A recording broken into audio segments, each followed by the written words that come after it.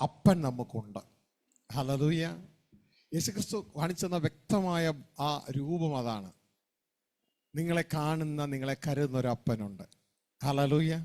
ആ അപ്പൻ നിങ്ങൾക്ക് വേണ്ടി കാത്തിരിക്കുക. ലോകം നിങ്ങളെ തള്ളുമായിരിക്കുക, പക്ഷേ നിങ്ങളുടെ അപ്പൻ നിങ്ങൾക്ക് വേണ്ടി കാത്തിരിക്കുക.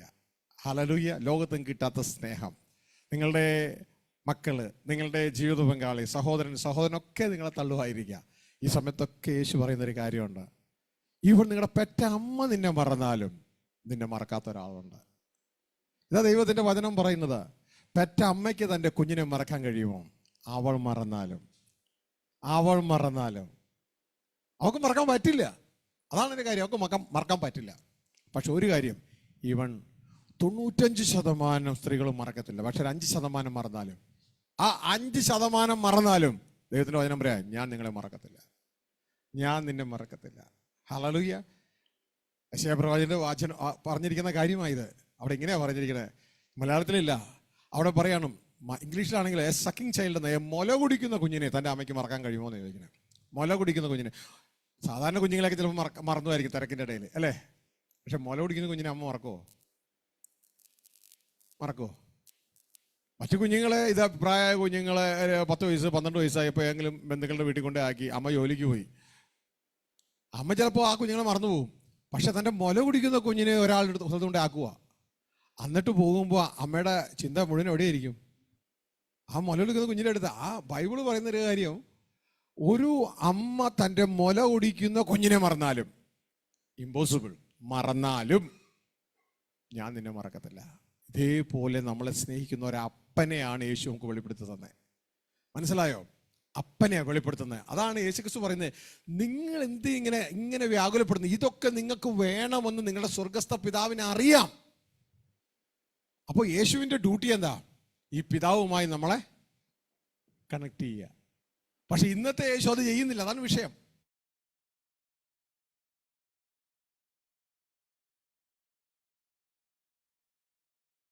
എന്നിലൂടെ അല്ലാതെ ആർക്കും ആ പിതാവുമായിട്ട് ഒന്നാകാൻ പറ്റത്തില്ല. അപ്പോൾ യേശുവിലൂടെ പിതാവുമായിട്ട് ഒന്നാകണം, ഒരു കുടുംബമായി തീരണം. അപ്പോൾ എൻ്റെ പ്രിയ കുഞ്ഞുങ്ങളെ, നമ്മൾ വ്യക്തതയോടെ മനസ്സിലാക്കുകയാണ്, യേശു ക്രിസ്തു ഫോക്കസ് ചെയ്ത മുഴുവൻ ആ പിതാവിങ്കിലേക്കാണ്. നമ്മളെ ആ പിതാവുമായിട്ട് ഒന്നാക്കുന്നു, ഒരു കുടുംബമാക്കുക. എന്നാൽ ആ ബൈബിളിലെ സന്ദേശം നമുക്ക് മിസ്സായി. എന്നിട്ട് അതിനു പകരം നമുക്ക് എന്തു തന്നു? ആരാധന. പിടുത്തം കിട്ടിയോ? നമ്മൾ അതും കൊണ്ട് ചവച്ചുകൊണ്ടിരിക്കുക. അവസാനം ദൈവത്തിൻ്റെ അടുക്കിലേക്ക് എത്തുന്നതിന് മുമ്പ് ദൈവത്തിന് യേശുവിൻ്റെ ന്യായാസനമുണ്ട്. ആ ന്യായാസനത്തെ വെച്ച് നമ്മളെ പിടികൂടും. അവിടെ വെച്ച് നമ്മൾ അറിയുന്നത് ചതിക്കപ്പെട്ടു എന്നുള്ളത്. അവനവൻ ശരീരത്തിലായിരിക്കുമ്പോൾ ചെയ്ത് നല്ലതാകിലും തീയതാകിലും അതിന് തക്കവണ്ണം പ്രാപിപ്പാൻ നാം ഓരോരുത്തരും ക്രിസ്തുവിൻ്റെ ന്യായാസനത്തിന് മുമ്പാകെ നിൽക്കുമ്പോഴാണ് യേശു പറയുന്നത്, ഞങ്ങളങ്ങനെ കർത്താവായി സ്വീകരിച്ചു, സുവിശേഷം അറിയിച്ചു, രോഗികളെ സ്വക്കിയ ഭൂതങ്ങളെ പുറത്താക്കി എന്ന് പറയുമ്പോൾ കർത്താവ് പറഞ്ഞു, ഞാൻ ഒരു കാലത്ത് നിങ്ങളെ അറിഞ്ഞിട്ടില്ല, ഗെറ്റ് ഔട്ട്. അപ്പോൾ യഥാർത്ഥത്തിൽ ചതിയായിരുന്നത്, ഡിസപ്ഷൻ ആയിരുന്നു. ഇതാ യേശു പറയുന്നത്, അനേകർ എൻ്റെ നാമത്തിൽ വന്നിട്ട് പറയും ഞാനാണ് ക്രിസ്തു എന്ന് അവർ പറയും, പക്ഷെ ഞാൻ പറഞ്ഞ മെസ്സേജ് അവർ പറയൂല, എന്നിട്ട് നിങ്ങളെ ചതിക്കും. അപ്പൊ നിങ്ങൾ ശ്രദ്ധിച്ചോളണം, അവനവൻ്റെ നന്മയ്ക്കും നാശത്തിനും ഉത്തരവാദി അവനവൻ തന്നെ. എന്നെ ഏൽപ്പിച്ച കാര്യം പറഞ്ഞത് 1 മണിക്കൂർ ഞാൻ ഇവിടുന്ന് പോകും. പക്ഷെ നിങ്ങൾ സൂക്ഷിക്കണം. നിങ്ങളെ സൂക്ഷിക്കാനായിട്ട് നിങ്ങൾ ചെയ്യേണ്ടത് നിങ്ങളുടെ കയ്യിലുള്ള ബൈബിൾ വായിക്കുക. അതിൽ യേശു എന്താ പറഞ്ഞെന്ന് ആദ്യം അന്വേഷിക്കുക. അല്ലാണ്ട് യേശു പറഞ്ഞത് ഒരിക്കലും ഇതല്ല, അതാ ഞാൻ വന്നിരിക്കുന്നത് എന്നെ അങ്ങ് സ്തുതിച്ചോ ആരാധിച്ചോ, അങ്ങനെയൊന്നും യേശു എവിടെയും പറഞ്ഞിട്ടില്ല. ഉണ്ടെങ്കിൽ എന്നെ ഒന്ന് കാണിച്ചതാ. പക്ഷെ യേശു സ്തുതിക്കൊക്കെ യോഗ്യനാണ്. അതിന്റെ കാരണം സർവ്വപ്രപഞ്ചത്തിന്റെ ഈ രാജാവാ യേശു. മനസ്സിലാവുന്നുണ്ടോ? നമ്മുടെ മോദി ഇവിടെ വന്നു കഴിഞ്ഞാൽ, ഇപ്പൊ ഇവിടെ വന്നു കഴിഞ്ഞാൽ നിങ്ങൾ എന്നാ ചെയ്യും? ഇന്ത്യ വാഴുന്ന 5 വർഷം വാഴുന്ന അല്ലെങ്കിൽ ഏതെങ്കിലും ഒരു ഭരണാധികാരി ഇങ്ങോട്ട് വന്നു, നിങ്ങളൊക്കെ എന്നാ ചെയ്യും? അവിടെ തന്നെ കുത്തിയിരിക്കുമോ? അത് എഴുന്നേക്കുമോ? അറിയാതെ എഴുന്നേക്കും അല്ലേ? അതിൻ്റെ പേരാണ് ബഹുമാനം. മനസ്സിലാവുന്നുണ്ടോ? ഇതേപോലെ സർവ്വപ്രപഞ്ചത്തെയും വാഴാൻ സ്വർഗസ്ഥ പിതാവിനാൽ നിയമിതനായ രാജാവാണ് ക്രിസ്തു. ഇതാ നമ്മൾ സങ്കീർത്തനം 2 കേട്ടെ, ഇതാ ഞാൻ എൻ്റെ രാജാവിനെ സിയോനിൽ വാഴിച്ചിരിക്കുന്നു. അത് വേറെ ആരുമല്ല, ക്രിസ്തുവാണ്, ദൈവത്തിന്റെ അഭിഷിക്തനാണ്. ഹല്ലേലൂയ. അതുകൊണ്ട് പിതാവ് ജനത്തോട് ലോകത്തുള്ള ഭരണാധികാരികളോട് പറയാണ്, വഴിയിൽ വെച്ച് നിങ്ങൾ നശിച്ചു പോകാതിരിക്കാൻ ഈ പുത്രനെ ചുംബിച്ചോളണം, അവന് ബഹുമാനം കൊടുത്തോളണം, അവനെ അനുസരിച്ചോളണം. അയാളാണ് യേശു. ആ യേശുവിന് വേണ്ട ബഹുമാനം മുഴുവൻ കൊടുക്കണം. പക്ഷെ പിതാവിനെ ഉപേക്ഷിച്ചിട്ടല്ല, ഇന്നത്തെ പോലെ പിതാവിനെ ബഹുമാനിച്ചിട്ടാണ് പുത്രനെ ബഹുമാനിക്കേണ്ടത്. ഇതുകൊണ്ടാണ് ബൈബിൾ എഴുതിയിരിക്കുന്നത് പിതാവിനെ ബഹുമാനിക്കുന്നത് പോലെ പുത്രനെ ബഹുമാനിക്കണം. അല്ലാണ്ട് ഇന്ന് ചെയ്യണത് പിതാവിനെ ഉപേക്ഷിച്ചിട്ട് പുത്രനെ ബഹുമാനിക്കുക, അതല്ല. പിതാവിനെ ബഹുമാനം കുറച്ചിട്ട് പുത്രനെ ബഹുമാനം കൂട്ടുക, അങ്ങനെയല്ല. അതൊക്കെ തെറ്റായ സിസ്റ്റമാണ്. മനസ്സിലായോ? ആദ്യം പിതാവിനെ ബഹുമാനിക്കണം, എന്നിട്ട് വേണം പുത്രനെ ബഹുമാനിക്കാം. വായിച്ചേ 5:23, 22, 23.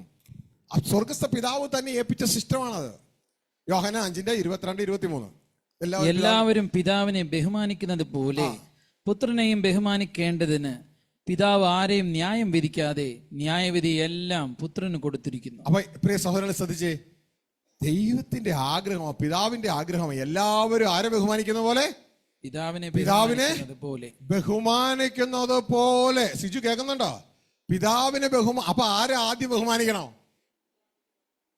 പക്ഷെ ഇന്ന് നോക്കിയേ, പാട്ടുപുസ്തകം 2000 പാട്ട്, അതിലധികം പാട്ടുകളുള്ള ഒരു സിയോൻ കിതാബിൽ ഇതൊരു പാട്ട് പുസ്തകം നിങ്ങളുടെയൊക്കെ വീട്ടിലുണ്ടാവും അല്ലേ? അത് ഏത് പാട്ടുപുസ്തകം എടുത്തോട്ടെ, അതിൽ പിതാവിന്റെ പാട്ടുകൾ കുറഞ്ഞു കഴിഞ്ഞ ദിവസം ഒരു സഹോദരനെ നിർത്തി എണ്ണിച്ചപ്പോൾ 74 പാട്ടോ 76 പാട്ടോ ഉണ്ട്. പോട്ടെ, 100 എണ്ണം ഉണ്ടെന്ന് വിചാരിക്കേ. 2000-ൽ 100 എന്ന് പറയുമ്പോൾ എത്ര ശതമാനമായി? കണക്കറിയാൻ പാടില്ല, എനിക്ക് മനസ്സിലായി തൃശ്ശൂർക്കാർക്ക്. 4% പോട്ടെ, 5% കൂട്ടുന്നേ. അപ്പൊ പിതാവ് വലുതായി വരുവാണോ പുറത്തു പോവുകയാണോ? പുറത്തു പോവുക. ബൈബിളിലെ യേശുവിന്റെ സന്ദേശത്തിന് വിപരീതം സംഭവിക്കണേ. യേശുക്രിസ്തു വന്നത് പിതാവിനെ അകത്തേക്ക് കൊണ്ടുവരാനാ, നമ്മളിലേക്ക്. സന്ദേശം എന്തായിരുന്നു? ദൈവരാജ്യം സമീപിച്ചിരിക്കുന്നു. അല്ലാണ്ട് അടിച്ചു പുറത്തു കളയുന്നു എന്നല്ല, ദൈവരാജ്യം സമീപിച്ചിരിക്കുന്നു. പക്ഷേ ഇന്നത്തെ പള്ളി മണ്ഡലങ്ങളിൽ ഭൂരിപക്ഷവും നടക്കുന്ന ദൈവരാജ്യം പുറത്തു പോകുന്നു. പിന്നെ ഏത് രാജ്യം വരുന്നു? ചാക്കോച്ചന്റെ രാജ്യം, ഓരോ ഡിനോമിനേഷന്റെ രാജ്യങ്ങളകത്ത് കയറുന്നു. ഞാൻ പറഞ്ഞതുപോലെ, ഞങ്ങൾ പറഞ്ഞതുപോലെ. ഞങ്ങളോ അല്ല പറയണ്ടേ, ദൈവമാണ് പറയണ്ടേ. അതാണ് ദൈവരാജ്യം, അതാണ് സ്ഥാപിതമാകേണ്ടേ. മനസ്സിലാവുന്നുണ്ടോ? അപ്പോ ഇവിടെ പറയാണ് പിതാവിനെ ബഹുമാനിക്കുന്നത് പോലെ പുത്രനെയും ബഹുമാനിക്കണം. മനസ്സിലായി? കർത്താവ് എന്നെ ഏൽപ്പിച്ച ചർച്ച ഉണ്ട്, അവിടെ ഞങ്ങൾ ക്രിസ്തുവിനെ ബഹുമാനിക്കുന്നുണ്ട്, ക്രിസ്തുവിന്റെ പാട്ടുകളൊക്കെ പാടുന്നുണ്ട്. ഇതാ കർത്താവ് എന്നിലൂടെ പാട്ടുകൾ രചിച്ചിട്ടുള്ള പാട്ട് പുസ്തകമായി പുറത്തിറങ്ങി, അതിൽ ക്രിസ്തുവിനെ ബഹുമാനിക്കുന്ന പാട്ടുകളുണ്ട്. പക്ഷെ ഞങ്ങൾ ആദ്യം ആരെ ബഹുമാനിക്കും? പിതാവിനെ ബഹുമാനിച്ചിട്ടാ. അല്ലാതെ ഇന്ന് ഒരു ചർച്ചിലേക്ക് തന്നെ 3 ക്രിസ്തു സ്തുതികൾ കേൾക്കാം, പിന്നെ അത് മാസത്തിലൊരിക്കലൊക്കെ ചിലപ്പോൾ ഒരു പാട്ടൊക്കെ അപ്പന് കിട്ടിയാലായി. ഈ ഒരു തലമല്ല, ആദ്യം പിതാവിനെ ബഹുമാനിക്കണം. ഇതാ ബൈബിൾ പറയുന്നത്, എല്ലാവരും പിതാവിനെ ബഹുമാനിക്കുന്ന പോലെ പുത്രനെയും ബഹുമാനിക്കണം. മനസ്സിലാവുന്നുണ്ടോ? അല്ലാണ്ട് പിതാവിന് ബഹുമാനം കുറച്ചിട്ട് പുത്രന് ബഹുമാനം കൂട്ടാനൊന്നും അല്ല പറഞ്ഞേ. അപ്പൊ ഇവിടെ മനസ്സിലാക്കുക, യേശു അതൊന്നും ഒരിക്കലും നമ്മളോട് ആവശ്യപ്പെട്ടില്ല. യേശു ക്രിസ്തു നമ്മളോട് ആവശ്യപ്പെട്ടത് ആരാധനയല്ല. യേശു ക്രിസ്തു നമ്മളോട് ആവശ്യപ്പെട്ടത് മുമ്പേ ദൈവരാജ്യം അന്വേഷിക്കേ എന്നുള്ള കാര്യമാണ്. പിന്നെ അവിടെ നീ എത്താൻ യേശു ആവശ്യപ്പെട്ടത് ഈ 4 സുവിശേഷങ്ങളിലും 25 പ്രാവശ്യത്തിലധികം യേശു അവരോട് പറയാണ്, എന്നെ അനുഗമിക്കേ. മനസ്സിലായോ? അനുഗമിക്കേ. നമ്മൾ അനുഗമനം മാറ്റിയിട്ട് സ്തുതിയാക്കി മാറ്റി. തെറ്റായി ചെയ്യണമെന്നൊക്കെ പിശാചിന്റെ കയ്യിലെ കളിപ്പാവകളാക്കി മാറുകയാണ്. അപ്പോൾ നമ്മൾ മനസ്സിലാക്കുക, വിശുദ്ധ ബൈബിളിലെ വചനം വിട്ട് ഇടത്തോട്ടോ വലത്തോട്ടോ മാറരുത്. ക്രിസ്തു എങ്ങനെയാ പറഞ്ഞേ? ചുമ്മാ എന്നെ അങ്ങ് സ്തുതിച്ചങ്ങ് കയറിപ്പോരുമെന്നാണോ പറഞ്ഞേ? പിന്നെ എന്താ പറഞ്ഞേ? എന്താ ഈ ന്യായവിധിയിൽ ആളുകൾ തള്ളിപ്പോണേ ക്രിസ്ത്യാനികള്? ക്രിസ്തു പറഞ്ഞ എന്നാന്നറിയാമോ? ഈ വചനങ്ങളെ കേട്ട് ചെയ്യുന്നവരൊക്കെയും പാറമേൽ അടിസ്ഥാനം വിട്ട് ഭവനം പണിയുന്നതിന് ചൊല്ലുവാ അല്ലേ? അല്ലാത്തവനും പണിയുക. ക്രിസ്തുവിന്റെ വചനങ്ങളിലല്ല, തോന്നിയതുപോലെ അവൻ ഒഴുകിപ്പോവും. എടുത്തിരിക്കുന്നു, വായിച്ചേ. 7:24. ആകയാൽ എന്റെ ഈ വചനങ്ങളെ കേട്ട് ചെയ്യുന്നവനൊക്കെയും പാറമേൽ വീട് പണിത് ബുദ്ധിയുള്ള മനുഷ്യനോട് തുല്യനാണ്. അപ്പൊ ബുദ്ധിയുള്ള മനുഷ്യൻ എന്നാ ചെയ്യും? ആരുടെ വചനങ്ങൾ കേൾക്കും? യേശുവിന്റെ വചനങ്ങളെ. ബുദ്ധിയില്ലാത്ത ആളുകളോ? ആ പള്ളിയിൽ ആരെങ്കിലും ഒക്കെ പറഞ്ഞാക്കെ കേൾക്കും. അങ്ങനെയല്ല മക്കളെ. ഞാൻ ഈ പറയുന്നത് നിങ്ങൾ വിശ്വസിക്കരുത്. ഞാൻ പറയുന്നത് നിങ്ങളുടെ കയ്യിലെ ബൈബിൾ വിശ്വസിക്കേ, ബൈബിളിലെ വചനം വിശ്വസിക്കേ. നിങ്ങൾക്ക് നിലനിൽക്കണോ? അല്ലാതെ ന്യായവിധിയിൽ വെച്ച് ഇതുപോലെ ഗെറ്റ് ഔട്ട് കേൾക്കുന്നവരായരുത്. പകരം ന്യായവിധിയിൽ വെച്ച് എന്റെ പിതാവിനെ അനുഗ്രഹിക്കപ്പെട്ടവരെ അകത്ത് കയർന്ന് കേൾക്കണം. മനസ്സിലാകുന്നു? പുറത്തു പോകുകയല്ല. ഈ നാളിൽ മോളെ നീ ദൈവത്തെ നിന്റെ അകത്ത് കൊണ്ടുവരുവാൻ, ദൈവരാജ്യം അകത്ത് കൊണ്ടുവരുവാൻ വേണ്ടി നീ ക്രിസ്തുവിനെ അനുഗമിച്ചാൽ നിനക്ക് പുറത്തു പോകണ്ട. അല്ല എങ്കിൽ ന്യായവിധി സമയത്ത് യേശു പറയും പുറത്തു പോകാൻ. മനസ്സിലാകുന്നുണ്ടോ? അപ്പൊ ഇത് വ്യക്തതയോടെ ദൈവത്തിന്റെ പദ്ധതി മനസ്സിലാക്കുക. ഇതാ നിങ്ങൾക്ക് മനസ്സിലാക്കേണ്ടത്, യേശു ക്രിസ്തുവിലൂടെ സ്വർഗത്തിലെ ദൈവം നമ്മളെ അറിയിച്ചത് ഒരു പൊളിറ്റിക്കൽ സിസ്റ്റമാണ്. അതാണ് നിങ്ങൾ കാണുന്നത്. അത് നമ്മുടെ നാട്ടിലെ ഇവിടെ കാണുന്ന കോൺഗ്രസോ കമ്മ്യൂണിസ്റ്റോ BJP അല്ല. അതുമായിട്ട് ഈ വചനത്തിന് ഒരു ബന്ധവും ഇല്ല. ഈ പറയുന്നത് സ്പിരിച്വൽ പൊളിറ്റിക്കൽ സിസ്റ്റമാണ്. Spiritual political system. അപ്പൊ നിങ്ങൾ ചിന്തിക്കുക, എന്താണ് സ്പിരിച്വൽ പൊളിറ്റിക്കൽ സിസ്റ്റം? ഇത് തമ്മിലുള്ള വ്യത്യാസം, പല വ്യത്യാസങ്ങളുണ്ട്. അതിൽ ഒന്നെന്ന് പറയുന്നത് ഇവിടുത്തെ ഫിസിക്കൽ പൊളിറ്റിക്കൽ സിസ്റ്റം ഉണ്ട്. അതാണ് നമ്മൾ ഈ കാണുന്ന കോൺഗ്രസും കമ്മ്യൂണിസ്റ്റും BJP ഒക്കെ. അത് ഓരോ രാജ്യങ്ങൾക്കും വേറെ വേറെ. അമേരിക്കയ്ക്ക് വേറെയാണ്, അവർ ഡെമോക്രാറ്റിക് പാർട്ടിയും അങ്ങനെയുള്ള സിസ്റ്റമാണ് അവിടെ. അപ്പൊ ഇവിടെ അത് വേറെയാണ്. അപ്പൊ ഇവിടെ മനസ്സിലാക്കേണ്ടത്, ഇങ്ങനെ ഇവിടെ ഇത് സെലക്ഷൻ നടത്തുന്നത് മനുഷ്യരാണ്. മരിക്കുന്ന മനുഷ്യർ തങ്ങളുടെ കൂട്ടത്തിൽ മരിക്കുന്നവരെ ഭരണാധികാരികൾ കൊണ്ടുപോകുന്നു. അവർക്ക് മാക്സിമം 4 വർഷം 5 വർഷം ഭരിക്കാൻ പറ്റുന്നു. അത് കഴിഞ്ഞാൽ അവർക്ക് ഇറങ്ങി കൊടുക്കണം. അങ്ങനെ ഇരിക്കുന്ന സമയത്ത് ഈവൻ പലരും ഭരിച്ചുകൊണ്ടിരിക്കുമ്പോൾ തന്നെ മരിച്ചും പോകുന്നു. അതാണ് ഫിസിക്കൽ പൊളിറ്റിക്കൽ സിസ്റ്റം. ഇനി സ്പിരിച്വൽ പൊളിറ്റിക്കൽ സിസ്റ്റം എന്ന് പറഞ്ഞാൽ അങ്ങനെയല്ല. ഇവർ ഒരിക്കൽ ഭരണത്തിൽ കയറിയാൽ ഇവർ മന്ത്രിയോ MP-യോ MLA ഒന്നുമല്ല, ഇവർ രാജാക്കന്മാരാ. മാത്രമല്ല 5 വർഷം കഴിഞ്ഞ് ഇറങ്ങി കൊടുക്കുകയും വേണ്ട. അവർ രാജാക്കന്മാരായാൽ അവർക്ക് മരണമില്ല, അവർ നിത്യം വാഴും. മനസ്സിലായോ? അവർ നിത്യം വാഴും. ഈ ഒരു സ്പിരിച്വൽ പൊളിറ്റിക്കൽ സിസ്റ്റമാണ് യേശു അറിയിച്ചത്. അല്ലെന്ന് നിങ്ങൾക്ക് പറയാൻ പറ്റുമോ? യേശു ക്രിസ്തുവിന്റെ മെസ്സേജ് തന്നെ ഇതായിരുന്നു, government of God is coming. ദൈവത്തിന്റെ ഗവൺമെന്റ് അല്ലാതെ കോൺഗ്രസോ കമ്മ്യൂണിസ്റ്റോ BJP-യോ ഡെമോക്രാറ്റിക് പാർട്ടിയോ വരുന്നതല്ല. ദൈവത്തിന്റെ ഗവൺമെന്റ് ഭൂമിയെ വാഴാൻ വരുന്നു. ഇതായിരുന്നു യേശുവിന്റെ സന്ദേശം. ദൈവത്തിന്റെ ഗവൺമെന്റ് ഭൂമിയെ വാഴാൻ വരുന്നു. അതുകൊണ്ട് മനുഷ്യ, നീ മാനസാന്തരപ്പെടുക. നീ മാനസാന്തരപ്പെട്ടാൽ വീണ്ടും യേശുവിന്റെ സന്ദേശം കണ്ടിന്യൂ ചെയ്യുക.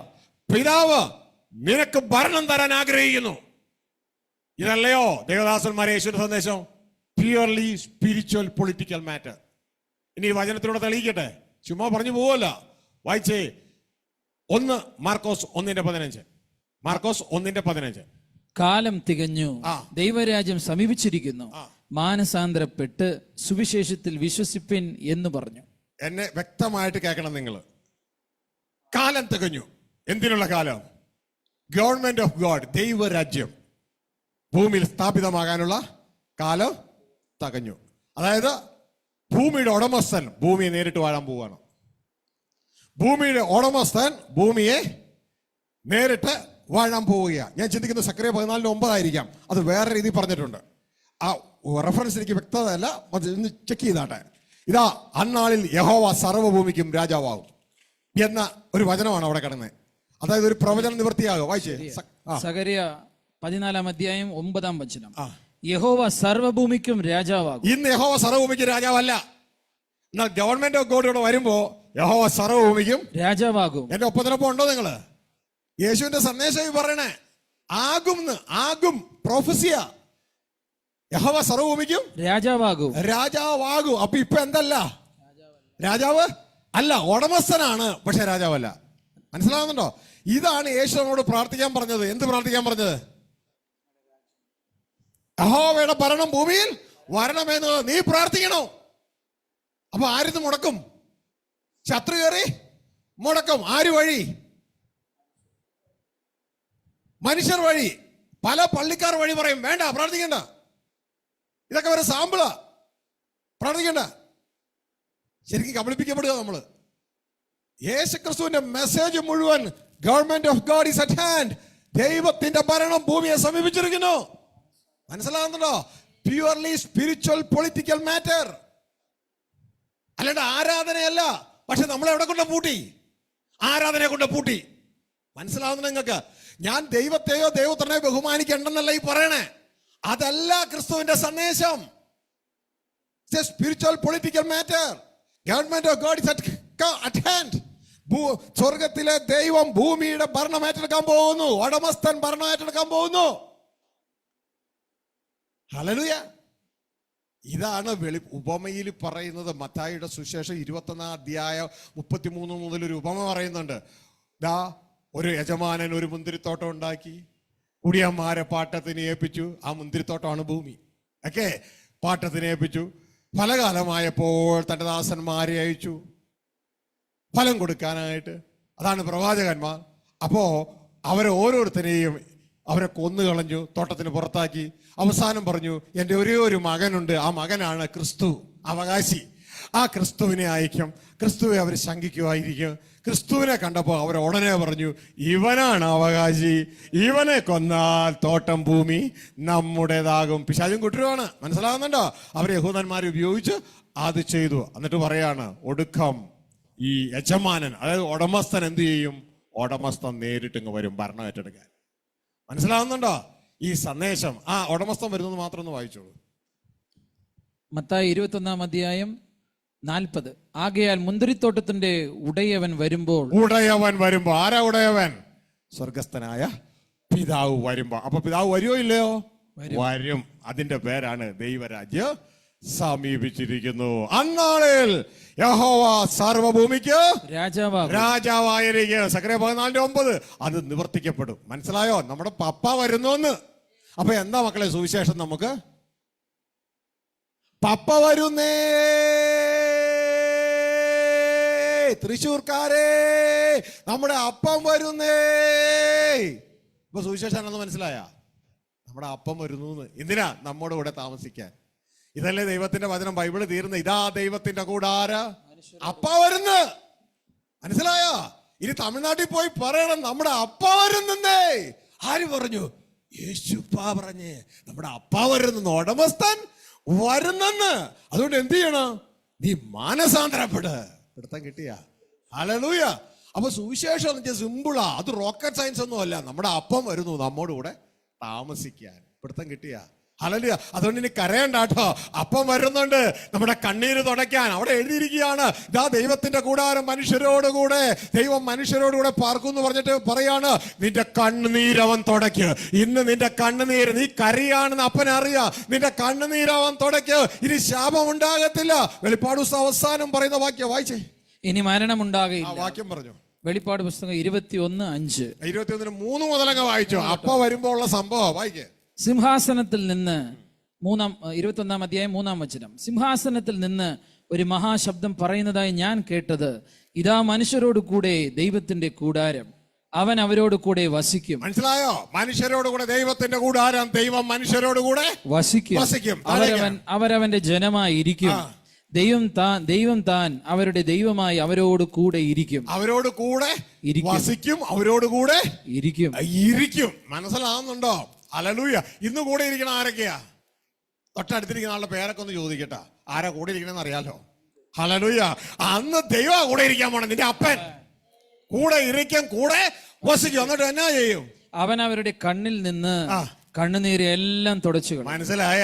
നിന്റെ കണ്ണുനീര് തുടയ്ക്കാൻ ഒരാൾ വരുന്നുണ്ട്. വേറെ ആരുമല്ല, നിന്റെ ഉടമസ്ഥൻ, നിന്റെ അപ്പം വരുന്നുണ്ട്. ജാതിയില്ലാത്ത, മതമില്ലാത്ത, സംഘടന ഇല്ലാത്ത, നമ്മളെപ്പോലെ ഗ്രൂപ്പ് ഇല്ലാത്ത നമ്മുടെ അപ്പം വരുന്നുണ്ടെന്ന്. നമ്മുടെ കണ്ണുനീര് തുടയ്ക്കാൻ, നമ്മുടെ കൂടെ പാർക്കാൻ.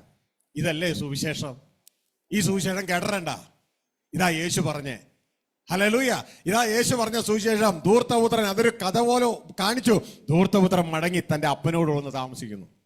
ഇതാ സുവിശേഷം യേശു പറഞ്ഞത്. ഇതിനു വേണ്ടി നമ്മളെ യോഗ്യരാക്കുകയാണ് കാൽവരി ക്രൂശിലെ മരണം. മനസ്സിലാവുന്നുണ്ടോ? അതിലൂടെ ജീവനുള്ള പുതിയ വഴിയെ തുറന്ന് ഈ അപ്പനോട് താമസിക്കാൻ പാപികളായ നമുക്ക് കഴിയാത്തത് കൊണ്ട് നമ്മുടെ പാപത്തിന് പരിഹാരമായി നമ്മുടെ പാപങ്ങൾ ഏറ്റെടുത്തു. ലോകത്തിന്റെ പാപങ്ങൾ നീക്കുന്ന കുഞ്ഞാട് നമുക്ക് വേണ്ടി മരിച്ചു. അതാണ് നമ്മുടെ രക്ഷ. എന്തിനാ രക്ഷിക്കപ്പെട്ടെ? ദൈവത്തോടുകൂടെ ജീവിക്കാനാ. ഇനി നിങ്ങൾ ആരോടെങ്കിലും പോയി സുവിശേഷം പറയിക്കുമ്പോൾ ഇതൊന്നും നിങ്ങൾ പെട്ടെന്ന് ഓർക്കത്തില്ല. കാരണം ഈ ലോകം ഇത് ഓർക്കാൻ സമ്മതിക്കുന്നില്ല. പിശാചിന്റെ മയമാണ്. അതുകൊണ്ട് ഇത് ഓർക്കാൻ വേണ്ടി ഒരു വചനം നിങ്ങൾ രേഖപ്പെടുത്തി വെച്ചോ. 1 തെസ്സലോനിയൻസ് 5:9-10. അവിടെ പറഞ്ഞ എന്നറിയാമോ? നമ്മൾ ആകപ്പാടെ കേൾക്കുന്ന സുവിശേഷം എന്താ? യേശു നമുക്ക് വേണ്ടി മരിച്ചു എന്നതിൽ മാത്രമല്ലേ കേൾക്കുന്നുള്ളൂ. തീർച്ചയായും നമുക്ക് സുവിശേഷമാണ്. പക്ഷെ അതല്ല യേശു പ്രസംഗിച്ചേ.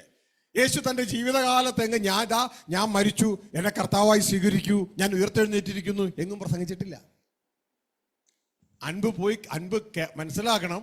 യേശു ജീവിതകാലത്ത് അങ്ങ് എന്നെ കർത്താവായിട്ട് അങ്ങ് സ്വീകരിച്ചോ, ഇതാ ഞാൻ മരിച്ചു, ഞാൻ ഉയർത്തെഴുന്നേറ്റു എന്ന് വിശ്വസിക്ക്, ഇതൊന്നും യേശു പറഞ്ഞിട്ടില്ല. കാരണം യേശു മരിച്ചിട്ടില്ല. നമ്മളിന്ന് പ്രസംഗിക്കുന്ന സുവിശേഷം യേശു പ്രസംഗിക്കുന്നില്ല. യേശു പറഞ്ഞ സുവിശേഷം മുഴുവൻ നിന്റെ അപ്പം നിന്നോടുകൂടെ താമസിക്കാൻ വരുന്നു. മനസ്സിലായോ? നിന്റെ അപ്പം നിന്നോട് താമസിക്കാൻ വരുന്നു, അതിനുവേണ്ടി നീ മനസ്സിന് അന്തരം വരുത്തുക. പക്ഷെ അന്തരം വരുത്തിയാലും നമുക്കവിടെ എത്താൻ പറ്റില്ല, കാരണം നമ്മൾ പാപികളാ. അപ്പോ ഈ ശുശ്രൂഷയുടെ അവസാനം യേശു നമ്മുടെ പാപങ്ങൾക്ക് വേണ്ടി കാൽവരിയിൽ യാഗമായി നമ്മളെ രക്ഷിച്ചു പാപത്തിൽ നിന്ന്. അതുവഴിയാണ് നമ്മൾ അപ്പനോട് താമസിക്കുന്നത്. അപ്പൊ ഇത് രണ്ടും കൂടി പറയുന്ന ഒരു വചനമുണ്ട്, അത് നിങ്ങൾ ഓർത്തിരുന്നോളണം. ആരോടെങ്കിലും സുവിശേഷം പറയുമ്പോൾ അവർ നിങ്ങളായിട്ട് ഇങ്ങോട്ട് തിരിച്ചും മറിച്ച് പൊരിക്കും, മനസ്സിലായി? കാരണം നിങ്ങൾക്ക് വചനം അറിയാത്തതുകൊണ്ടാ. ഹല്ലേലൂയ. അപ്പൊ ഈ വചനം ഓർത്തിരുന്നോളാം. 1 തെസ്സലോനിയൻസ് 5:9-10 രണ്ടും പറയുന്നുണ്ട് ദൈവത്തോടുള്ള ജീവിതവും നമ്മുടെ രക്ഷയും. വായിക്കേ. ദൈവം നമ്മെ കോപത്തിനല്ല, നാം ഉണർന്നിരുന്നാലും ഉറങ്ങിയാലും തന്നോട് കൂടെ ജീവിക്കേണ്ടതിന്. ദൈവത്തോട് കൂടെ ജീവിക്കേണ്ടതിന്. ഒന്ന് പറഞ്ഞു നോക്കിയേ. ദൈവത്തോട് കൂടെ ജീവിക്കേണ്ടതിന്. ദൈവം എന്തിനാ നമ്മളെ നിയമിച്ചത്? ദൈവത്തോട് കൂടെ ജീവിക്കേണ്ടതിന്. താഴേക്ക്. നമുക്ക് വേണ്ടി മരിച്ച് നമ്മുടെ കർത്താവായ യേശു ക്രിസ്തു മൂലം രക്ഷയെ പ്രാപിപ്പാനത്രേ നിയമിച്ചിരിക്കുന്നത്. കേട്ടോ, രണ്ടും ഉണ്ട്. ദൈവം നമ്മെ കോപത്തിനല്ല നിയമിച്ചിരിക്കുന്നത്, നാം ഉറങ്ങിയാലും ഉണർന്നാലും ആരോട് കൂടെ ജീവിക്കേണ്ടതിന്? തന്നോട് കൂടെ. ദൈവത്തോട് കൂടെ ജീവിക്കേണ്ടതിന് എന്തു ചെയ്തു? തന്റെ പുത്രനായ ക്രിസ്തു മൂലം പാപത്തിൽ നിന്ന് രക്ഷപ്പെടാൻ അത്രയും നിയമിച്ചേക്കണം. എടുത്തം കിട്ടിയാ? അപ്പൊ പാപത്തിന് രക്ഷപ്പെടുന്നത് എന്തിനു വേണ്ടിയാ? ദൈവത്തോടു കൂടെ ജീവിക്കേണ്ടതിന്. യേശു ഇവിടെ വന്നപ്പോൾ പറഞ്ഞത് മുഴുവൻ ദൈവത്തോട് ജീവിക്കുന്നതിനെ കുറിച്ചാണ്. ഹല്ലേലൂയ. അങ്ങനെ ഇത് ഒരു സ്പിരിച്വൽ പൊളിറ്റിക്കൽ സിസ്റ്റമാണ്, വെറും പൊളിറ്റിക്കൽ സിസ്റ്റം അല്ല. നിങ്ങൾ സ്ക്രീനിലേക്ക് നോക്കിയാൽ spiritual political family reign of God. Family rain, കുടുംബ ഭരണമാണിത്. മനസ്സിലായോ? യേശു നമ്മളെ ഫോക്കസ് ചെയ്ത് മുഴുവൻ ഒരു കുടുംബ ഭരണത്തിലേക്ക് നമ്മളെ കൊണ്ടുപോകാനാണ്. അതായത് റെയിൻ ഓഫ് ഗോഡ്, ദൈവത്തിന്റെ ഭരണമാണ്. അതാണ് ദൈവരാജ്യം. ദൈവരാജ്യം എന്ന് പറഞ്ഞാൽ വേറെ ഒന്നുമല്ല, സ്വർഗസ്ഥ പിതാവാണ്. സ്വർഗസ്ഥ പിതാവിന്റെ പരമാധികാരമാണ്. മനസ്സിലാവുന്നുണ്ടോ? അത് ആ ഭരണത്തിന്റെ കീഴിലേക്ക് നമ്മളെ വിളിക്കുകയാണ്. അതൊരു കുടുംബ ഭരണമാണ്, ദൈവത്തിന്റെ കുടുംബ ഭരണം. അതിന്റെ അർത്ഥം എന്ന് പറഞ്ഞാൽ ദൈവം വാഴുന്നത് തൻ്റെ മകനിലൂടെയാണ്. മകന്റെ പേരാണ് ക്രിസ്തു. വൃത്തം കിട്ടിയ ഒരു കുടുംബ ഭരണമാണത്. ആ കുടുംബ ഭരണത്തിലേക്ക് ക്രിസ്തുവിലൂടെയുള്ള ദൈവത്തിന്റെ മക്കളായി നമ്മളെ ഇൻവൈറ്റ് ചെയ്യുകയാണ്. ഹല്ലേലൂയ. ക്രിസ്തുവിലൂടെയുള്ള ദൈവത്തിന്റെ മക്കളായി നമ്മളെ ഇൻവൈറ്റ് ചെയ്യാം. നമ്മൾ ഈ ഭൂമി ജനിച്ചപ്പോൾ മനുഷ്യ മക്കളാണ്, സ്ത്രീയിൽ നിന്നുള്ളതാ. സ്ത്രീയിൽ നിന്നുള്ള നമ്മളെ ദൈവത്തിൽ നിന്നുള്ളവരായി ദൈവമക്കളായി മാറ്റുകയാണ്. അപ്പോ ഇതൊരു മഹാത്ഭുതമാണ്. കാരണം ഒരു വ്യക്തിയെ സ്പീഷ്യസ് ചേഞ്ച് നടക്കുന്നില്ല, പക്ഷെ ഇവിടെ നമ്മുടെ ഉള്ളിൽ സ്പീഷ്യസ് ചേഞ്ച് നടക്കുകയാണ്. മനസ്സിലാവുന്നുണ്ടോ? ഹല്ലേലൂയ. നിങ്ങൾ മനസ്സിലാക്കണം, ഒരു മുയലില്ലേ, മുയൽ ഇതുവരെ ഒരു കുതിരയായിട്ട് മാറിയിട്ടുണ്ടോ? പക്ഷെ ഇവിടെ മനുഷ്യന്റെ മക്കൾ ദൈവത്തിന്റെ മക്കളായി മാറാൻ പോവാ. ഭയങ്കര അത്ഭുത. സൃഷ്ടിപ്പ് മാറ്റം നടക്കുക. ജനിച്ചപ്പോ സ്ത്രീയുടെ കുഞ്ഞുങ്ങളായിട്ട് ഇറങ്ങിയ, പക്ഷെ ഈ ഭൂമിയിൽ നിന്ന് പോകുമ്പോൾ ദൈവത്തിന്റെ മക്കളായിട്ട് പൊക്കോളണം. വൃത്തം കിട്ടിയ സുവിശേഷത്തിന്റെ മഹാത്ഭുതമാണ് കിടക്കണേ. സ്പീഷ്യസ് മാറുകയാണ്. ഈ ഭൂമിയിലേക്ക് നമ്മൾ വന്നപ്പോ സ്ത്രീയുടെ മക്കളായുള്ള സംഭവം നടന്നത്. പക്ഷേ ഇവിടുന്ന് നമുക്ക് ഒരു പുതിയ സൃഷ്ടികർമ്മം ക്രിസ്തുവിൽ ചെയ്തിട്ടുണ്ട്. ആ ക്രിസ്തുവിനെ നമ്മൾ ഇതുവരെ ക്രിസ്തുവിനെ സ്വീകരിച്ചിട്ട് മതം മാറി, അല്ലേ? അതാണ് നമ്മുടെ സുവിശേഷം. ബൈബിളിൽ അങ്ങനെ ഒരു സംഭവമേ ഇല്ല, മതം മാറ്റാനുള്ള സംഭവമേ ഇല്ല. ക്രിസ്തുവിനെ രക്ഷകനായി സ്വീകരിച്ചിട്ട് നാം ദൈവമക്കളായി മാറുകയാണ്. മതം മാറില്ലല്ല, ദൈവമക്കൾ. വ്യത്യാസം മനസ്സിലായോ? പള്ളി സുവിശേഷിക്കുന്ന സുവിശേഷം ഇരുന്നുള്ള വ്യത്യാസം എന്ന് പറയുന്നത്, പള്ളി യേശുവിനെ സ്വീകരിച്ചിട്ട് മതം മാറുന്നു. എന്നാൽ ഇവിടെ അങ്ങനെയൊന്നുമില്ല. യേശുവിനെ നമ്മൾ സ്വീകരിച്ചു കഴിയുമ്പോൾ നമ്മൾ മനുഷ്യ മക്കളിൽ നിന്ന് ദൈവമക്കളായി മാറുന്നു. ഇനി വചനം വേണോ തെളിവായിട്ട്? യോഹന്നാൻ 1:12 വായിച്ചോളൂ.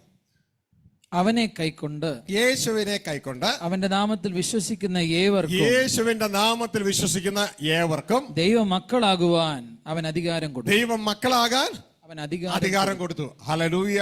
അടുത്തിരിക്കുന്ന ഷെയ്ഖിന്റെ അടുത്തിട്ട് പറ, ദൈവമക്കളാകാൻ അധികാരം എന്ന് പറ. അപ്പൊ ഭൂമിയിൽ ജനിച്ചത് ആരുടെ മക്കളായിട്ടാ? സ്ത്രീയുടെ, മനുഷ്യന്റെ മകനും മകളുമായിട്ട്, അല്ലേ? കർത്താവ് യേശുവിന്റെ ഭാഷ പറഞ്ഞ സ്ത്രീയിൽ നിന്നുള്ള ജനനം. മനസ്സിലായോ? മറ്റത് ആത്മാവാലുള്ള ജനനം, ദൈവത്തിൽ നിന്നുള്ള ജനനം. അപ്പൊ ഇവിടെ പറയാണ്, യേശുവിനെ കൈക്കൊണ്ട് യേശുവിന്റെ നാമത്തിൽ വിശ്വസിക്കുന്ന ഏത് മരണമുള്ള മനുഷ്യ മക്കൾക്കും മരണമില്ലാത്ത ദൈവത്തിന്റെ മക്കളാകാൻ അധികാരം കൊടുത്തു. മനസ്സിലാവുന്നുണ്ടോ? മരണമില്ലാത്ത ദൈവത്തിന്റെ മക്കളാകാൻ. ജാതി മാറിയോ, മതം മാറിയോ? ഇല്ല, ദൈവത്തിന്റെ മക്കൾ. അപ്പൊ നീ ഇനി ആരായിട്ട് അറിയണം? സാധാരണ നിന്നോട് ചോദിക്കുമ്പോൾ നീ ആരാന്ന് ചോദിച്ചാൽ പറയും ഞാൻ കത്തോലിക്കനാണ് അല്ലേ, മാർത്തോമക്കാരനാണെന്നല്ലേ, IPC കാരനാണെന്നല്ലേ. ഇനിയിപ്പോ എന്ന് പറയണം, ആരാന്ന് ചോദിച്ചാൽ എന്നെ പറയണം? പറയോ? ഈ മാർത്തോമക്കാരൻ ബൈബിളിലുണ്ടാ? IPC കാരനുണ്ടാ? കത്തോലിക്കനുണ്ടാ? പിന്നെ എവിടെ നിന്ന് കിട്ടിയതൊക്കെ? പക്ഷെ ദൈവത്തിന്റെ മകനുണ്ടോ? അനേകം പ്രാവശ്യം അല്ലേ. കാൺമീൻ, എത്ര കൊച്ചു കണ്ണിക്കാരൻ സ്നേഹം നാം ദൈവം നമുക്ക് നൽകിയിരിക്കുന്നു, നാം മനുഷ്യന്റെ മക്കളെന്ന് വിളിക്കപ്പെടാൻ. അങ്ങനെയാണോ?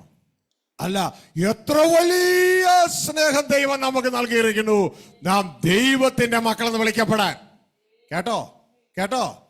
സാറോട് നോക്കി, ആരുടെ മക്കൾ? ആരുടെ മക്കൾ? ദൈവത്തിന്റെ മക്കൾ. അപ്പൊ ഭൂമിയിൽ ജനിച്ചപ്പോഴോ മനുഷ്യന്റെ മകനും മകളും അല്ലേ. ഇവിടുന്ന് യേശുവിനെ കൈക്കൊണ്ടപ്പോഴോ ദൈവത്തിന്റെ മകനാകാനുള്ള അധികാരം കിട്ടി എന്ന് പറഞ്ഞ അധികാരം. മനസ്സിലായോ? അധികാരം കിട്ടി. അതാണ് പുതിയ സൃഷ്ടി. അപ്പൊ പുതിയ സൃഷ്ടിയെ കുറിച്ച് അറിയണം. ഈ പുതിയ സൃഷ്ടിയെ കുറിച്ച് ഞാൻ കേട്ടിട്ടില്ല ഏതെങ്കിലും പള്ളി പ്രസംഗിക്കുന്നതായിട്ട്. ഹല്ലേലൂയ. ഇനി പുതിയ സൃഷ്ടിയാണ് കാര്യം. നിങ്ങൾ എപ്പോഴും മനസ്സിലായിക്കോളൂ. ഗലാത്യ ലേഖനം 6:15 ദൈവത്തിന്റെ വചനം പറയുന്നു, ഇനി പഴയ സൃഷ്ടിയുടെ മുകളിലുള്ള കമ്മലോ മാലയോ മീശവടിയിലോ വസ്ത്രമോ അല്ല, അതൊക്കെ മാന്യമായിട്ട് ചെയ്യുക. അതൊന്നും അല്ല കാര്യം. ദൈവത്തിന്റെ വചനം പറയുന്നു പുതിയ സൃഷ്ടിയാണ് കാര്യം. അന്നും തല്ലുപിടുത്തം ഉണ്ടായി. അന്നത്തെ കാലത്ത് യഹൂദന്മാരുടെ പരിച്ഛേദനം വേണം വേണ്ട എന്നൊക്കെ തല്ലുപിടുത്തം. ഇന്നത്തേതാണ് വെള്ള ഉടുപ്പ് വേണോ, പല പല ഡ്രസ് കോഡുകളൊക്കെ അങ്ങനെയുള്ളതുണ്ട്. എന്നാൽ ഇവിടെ പറയുകയാണ് ഇതൊന്നുമല്ല കാര്യം, ഇതൊക്കെ മരണത്തിലൂടെ പോകും. ഇനി കാര്യം പുതിയ സൃഷ്ടിയാ, മരണത്തിന്റെ മുകളിൽ. വായിക്കേ. പരിച്ഛേദനയല്ല, അഗ്രചർമ്മവുമല്ല, പുതിയ സൃഷ്ടി അത്രേ കാര്യം. മനസ്സിലായോ? അപ്പൊ ഇനി കാര്യത്തിലേക്ക് അടക്കണ്ടേ നമുക്ക്, ഇല്ലേ? ഈ കാര്യത്തിലേക്ക് അടക്കണ്ടേ? യേശു ഉയർത്തി യേശു ഉയർത്തി എന്ന് പറഞ്ഞ് അവസാനിക്കാതെ യേശു പറയേ എന്നെ കർത്താവേ കർത്താവ് എന്ന് പറയുന്നതൊന്നും അല്ല, പിതാവിന്റെ ഇഷ്ടം. അതാണ് പുതിയ സൃഷ്ടി. ഞാൻ നിങ്ങൾ ദൈവത്തിന്റെ മക്കളായി വെളിപ്പെടണം. അതിനുള്ള യോഗ്യതയുണ്ട്. ഹല്ലേലൂയ. അപ്പോ ദൈവത്തിന്റെ മക്കളായി വെളിപ്പെടണം. അങ്ങനെ ദൈവത്തിന്റെ മക്കളായി വെളിപ്പെടുമ്പോഴാണ് നമ്മൾ ദൈവത്തിന്റെ കുടുംബമായി തീരുന്നത്. ഹല്ലേലൂയ. അതുകൊണ്ടാണ് നിങ്ങളിപ്പോ യോഹന്നാൻ 1:12 എന്താ ദൈവത്തിന്റെ വചനം എഴുതിയത്? നിങ്ങൾ ബൈബിൾ ശ്രദ്ധിച്ചോ? എന്താ എഴുതിയത്? യേശുവിനെ കൈക്കൊണ്ട് യേശുവിന്റെ നാമത്തിൽ വിശ്വസിക്കുന്ന ഏവർക്കും. അത് മീൻസ് ഏത് മരണമുള്ള മനുഷ്യ മക്കൾക്കും ദൈവത്തിന്റെ മക്കളായെന്നാണോ, മക്കളാകാൻ അധികാരം കിട്ടിയെന്നാണോ? അധികാരമല്ലേ കിട്ടിയിട്ടുള്ളൂ, മക്കളായെന്ന് പറഞ്ഞില്ലല്ലോ. ഇനി വേറൊരു വചനമുണ്ട് ബൈബിൾ തീരുമ്പോ, മക്കളായെന്ന്. എപ്പോഴാണെന്നറിയാമോ? ദൈവവചനം പറയുന്നു ജയിച്ചാൽ നീ ദൈവത്തിന്റെ മകൻ. മനസ്സിലാവുന്നുണ്ടോ? അപ്പോ ജയിച്ചാലല്ലേ ആവുള്ളൂ, അല്ലേ? അപ്പൊ ശരിക്കും നീ ജയിക്കണ കാര്യം എവിടെ നിന്ന് കേൾക്കണം? നമ്മളെ പഠിപ്പിക്കുന്നിടത്ത് കേൾക്കണ്ടേ നീ ജയിക്കണമെന്ന്? അല്ലാണ്ട് MBBS കയറിയാൽ മതി നീ ഡോക്ടറാണെന്ന് പറയണ പറ്റിക്കുന്നല്ലേ? ജയിച്ചാലല്ലേ ഡോക്ടർ ആവുള്ളൂ, ഇല്ലേ? ഇപ്പൊ യേശുവിനെ കേൾക്കുള്ള യേശുവിന്റെ നാമത്തിൽ വിശ്വസിക്കുന്നവർക്ക് ദൈവത്തിന്റെ മക്കളാകാൻ അധികാരം കിട്ടി. ഈ അധികാരം ഉപയോഗിച്ച് നാം ജയിച്ചെങ്കിലേ ദൈവത്തിന്റെ മക്കളാവുള്ളൂ. അതാണ് വെളിപ്പാട് 21:7 വായിച്ചേ. വെളിപ്പാട് 21:7. ഞാൻ പറയുന്നൊന്നും വിശ്വസിക്കരുത്, നിങ്ങളുടെ കയ്യിൽ ബൈബിൾ വിശ്വസിച്ചോളണം. 21:7 വായിക്കേ. ജയിക്കുന്നവന് ഇത് അവകാശമായി ലഭിക്കും. അപ്പൊ ആർക്കാ കിട്ടുള്ളൂ? ജയിക്കുന്ന. പള്ളി പോയെന്ന് പറഞ്ഞാൽ കിട്ടുവോ? പ്രാർത്ഥിച്ചെന്ന് പറഞ്ഞാൽ കിട്ടുവോ? 7 ദിവസം ബാസിൽ ഞാനും ഉണ്ടായി കേശുവേ എന്ന് പറഞ്ഞാൽ കിട്ടുവോ? ഇല്ല. ജയിച്ചാലേ കിട്ടൂ. ജയിക്കുന്നവന് ഇത് അവകാശം. മനസ്സിലായോ? ആർക്കാ അവകാശം? ജയിക്കുന്ന. അടുത്ത ക്ഷയിക്കാൻ കൊടുത്തിട്ടുണ്ട്. കേൾക്കാത്തത് കൊണ്ടാ. ജയിച്ചാലേ അവകാശം കിട്ടുള്ളൂ എന്ന് പറ. ജയിച്ചാലേ അവകാശം കിട്ടുള്ളൂ. അപ്പൊ ആർക്കും അവകാശം കിട്ടൂ? ജയിക്കുന്നവന് അവകാശം കിട്ടൂ. എന്റെ കയ്യിൽ നിന്ന് ഞാൻ ഇട്ടിട്ടില്ല. ജയിക്കുന്നതിന് ഇത് അവകാശമായി കിട്ടി. എന്താണാവോ കിട്ടുന്ന അവകാശം? ഒന്ന് കേൾക്കാമല്ലോ. 4 സെന്റ് ഭൂമിയാണെങ്കിൽ ഉള്ളതാകട്ടെ, അല്ലേ? എന്താണാവോ അവകാശം? ഒന്ന് വായിച്ച്. ഞാൻ അവന് ദൈവവും ഞാൻ അവന് ദൈവവും അവൻ എനിക്ക് മകനുമായിരിക്കും. അവ ജയിച്ചാൽ കിട്ടുന്ന അവകാശം എന്താ? സൺഷിപ്പ് എന്ന് പറഞ്ഞേ. സൺഷിപ്പ്. ജയിച്ചാൽ ദൈവത്തിന്റെ മകൻ. മനസ്സിലായോ? അപ്പൊ എപ്പോഴാണ് നമുക്ക് അധികാരം കിട്ടിയത്? മനുഷ്യന്റെ മകനായിരിക്കുമ്പോ, മകളായിരിക്കുമ്പോ, അല്ലേ? മനുഷ്യന്റെ മകനായിരിക്കുമ്പോഴും മകളായിരിക്കുമ്പോഴും യേശുവിനെ കൈക്കൊണ്ട് യേശുനാഥ് വിശ്വസിക്കുന്നവർക്ക് ദൈവത്തിന്റെ മകനാകാൻ അധികാരം കിട്ടി. ഈ കോഴ്സിൽ നാം ജയിച്ചാൽ ദൈവത്തിന്റെ മകൻ. പിടുത്തം കിട്ടിയ ദൈവത്തിന്റെ മകനായാൽ നമ്മൾ ആരായി? ദൈവ ഫാമിലിക്കാരനായി. നേരത്തെ അധികാരം കിട്ടി, വിശ്വാസം എന്ന ദൈവത്തിന്റെ മക്കളാ. പക്ഷേ ഇപ്പൊ ഉറച്ചു. മനസ്സിലായോ? ഇതാണ് എഫേസ്യ ലേഖനം 2:19 പറയുന്നത്. നാം ഇനി അന്യരും പരദേശികളുമല്ല, വിശുദ്ധന്മാരുടെ സഹപൗരന്മാരും ദൈവത്തിന്റെ വീട്ടുകാരുമാണ്. അപ്പൊ ഭൂമിയിൽ ജനിച്ചപ്പോ മനുഷ്യന്റെ വീട്ടുകാരാ, പകലോമറ്റം ഫാമിലിക്കാരായിരുന്നു, പാലത്തിങ്കൽ ഫാമിലിക്കാരനായിരുന്നു, വെമ്പനാട്ട് ഫാമിലിക്കാരായിരുന്നു. നിങ്ങളുടെ വീട്ടുപേരെന്താ വേണമെങ്കിൽ ഒന്ന് പറഞ്ഞു, സന്തോഷം ഉണ്ടാകട്ടെ. ശ്രദ്ധിച്ചേ, ആ വീട്ടുകാരായിരുന്നു. പക്ഷേ അത് സെമിത്തേരി പോയി. എല്ലായിടത്തും എഴുതി വെച്ചിട്ടുണ്ട് പേരുകൾ പണ്ടത്തെ, അല്ലേ? എല്ലാ സെമിത്തേരിയിൽ ഇല്ലേ? സെമിത്തേരി പോയി അല്ലേ? പക്ഷെ ഇവിടെ പറയാണ് ഇനി നീ ദൈവത്തിന്റെ വീട്ടുകാരനാണെന്ന്. ഒന്ന് വായിച്ചേ. എഫേസ്യർ 2:19. ആകയാൽ നിങ്ങൾ ഇനി അന്യന്മാരും പരദേശികളും അല്ല, വിശുദ്ധന്മാരുടെ സഹപൗരന്മാരും ദൈവത്തിന്റെ ഭവനക്കാരും അത്രേ. ശ്രദ്ധിച്ചു കേട്ടോ? ഏത് ഭവനക്കാരൻ? ദൈവത്തിന്റെ ഭവനക്കാരൻ. സന്തോഷമുണ്ടോ മോനെ? സന്തോഷമുണ്ടോ നിനക്ക്? ഏത് ഭവനക്കാരനാ? ദൈവത്തിന്റെ ഭവനക്കാരൻ. മനസ്സിലായോ? ഇനി നാം ദൈവത്തിന്റെ ഭവനക്കാരൻ. ഒന്ന് പറഞ്ഞേ, അടുത്ത ആളോട് പറഞ്ഞേ, ദൈവത്തിന്റെ ഭവനക്കാരാണെന്ന് പറഞ്ഞേ. ദൈവത്തിന്റെ ഭവനക്കാരൻ. ഹല്ലേലൂയ. അപ്പൊ ദൈവത്തിന്റെ ഭവനത്തിൽ ആരാ? അവിടുത്തെ സ്വീപ്പറാണോ അതോ ദൈവത്തിന്റെ മകൻ? മനസ്സിലായോ? വീട്ടിൽ പലരും ഉണ്ടാവും. ഇവിടെ പറയാണ് ജയിച്ചാൽ നീ ദൈവത്തിന്റെ മകനാ. ഇനി വെറും മകൻ മാത്രമാണോ? മാത്രമല്ല, വെളിപ്പാട് 21:7 ജയിച്ചാൽ മകൻ എന്ന് പറഞ്ഞ്. 22 പറയാണ് നീ രാജാവാണ്. അയ്യോ, അപ്പൊ ഇവിടത്തെ അടിച്ചു വാഴുന്നവളായിരിക്കും, പക്ഷെ അടുത്ത ഭൂമി വാഴുന്ന ആളാ. മനസ്സിലായോ? ഭൂമി വാഴുന്ന ആളാ. വായിച്ച് 22:5. ഇനി രാത്രി ഉണ്ടാകയില്ല, ദൈവമായ കർത്താവ് അവരുടെ മേൽ പ്രകാശിക്കുന്നത് കൊണ്ട് വിളക്കിന്റെ വെളിച്ചമോ സൂര്യന്റെ വെളിച്ചമോ അവർക്ക് ആവശ്യമില്ല. അവർ എന്നേക്കും രാജാക്കന്മാരായിരിക്കും. അപ്പൊ നിങ്ങളുടെ എറ്റേണൽ പ്രൊഫഷൻ എന്താ? എറ്റേണൽ പ്രൊഫഷൻ തോട്ടക്കാരനാണ്. നീ രാജാവാ, നീ രാജാവാ. ദൈവത്തിന്റെ മകനായ കുടുംബത്തിലേക്ക് വന്നാൽ ഇറ്റ്സ് എ ഫാമിലി റെയിൻ. കുടുംബഭരണോ? കുടുംബഭരണം. നീ രാജാവാ. മനസ്സിലായോ? എത്ര നാള്? 5 വർഷമാണ് അവിടെ എഴുതിയേക്കണേ. എന്നേക്ക് രാജാക്കന്മാരായിരിക്കും. മനസ്സിലായോ? ഇതുകൊണ്ടാണ് ആരെങ്കിലും എന്നോട് ചോദിച്ചാൽ അതായത് ഇവിടുത്തെ പൊളിറ്റിക്കൽ മാറ്ററിൽ താല്പര്യമില്ലേ? ഞാൻ പറയും എനിക്കില്ല. കാരണം കൊച്ചു കോച്ചിരുന്നതിന് എനിക്ക് വലിയ താല്പര്യമൊന്നുമില്ല. 5 വർഷം തന്നെ ഇറങ്ങി കൊടുക്കണ്ടേ? പക്ഷെ ഇതാകുവാണെങ്കിൽ എന്തെന്ന് ചോദിക്കും? രാജാക്കന്മാരെ. ഇവിടെ MP MLA മന്ത്രിയൊക്കെ അല്ലേ ആകുള്ളൂ. ആരെങ്കിലും രാജാവാകുമോ? ഇല്ല. അവിടെ രാജാവാ. വെറും രാജാവല്ല, മരണമില്ലാത്ത എന്നേക്കും വാഴുന്ന ദൈവ കുടുംബത്തിലെ ക്രിസ്തുവോട് ചേർന്ന് രാജാവാ. മനസ്സിലാകുന്നുണ്ടോ? ഇതിന് താല്പര്യമുണ്ടോ? താല്പര്യമുണ്ടോ? ഇതല്ലേ സുവിശേഷം എന്ന് പറഞ്ഞാൽ ഇത് അറിയിച്ച ഭയങ്കര താല്പര്യം ജനത്തിന്. ഇതൊന്ന് അറിഞ്ഞു കിട്ടിയാൽ മതിയെന്നേ. മനസ്സിലായോ? മറ്റത് അങ്ങനെയല്ല. യേശുവിന്റെ പേരും പറഞ്ഞ് സ്വന്തം രാജ്യം ഉണ്ടാക്കാൻ നടക്കുക. ഇത് യേശുവിന്റെ പേരും പറഞ്ഞ് സ്വന്തം രാജ്യമല്ല, ദൈവരാജ്യത്തിലേക്കാ പോക്ക്. സംഭവം നേരെ തിരിഞ്ഞു. പിടുത്തം കിട്ടിയ?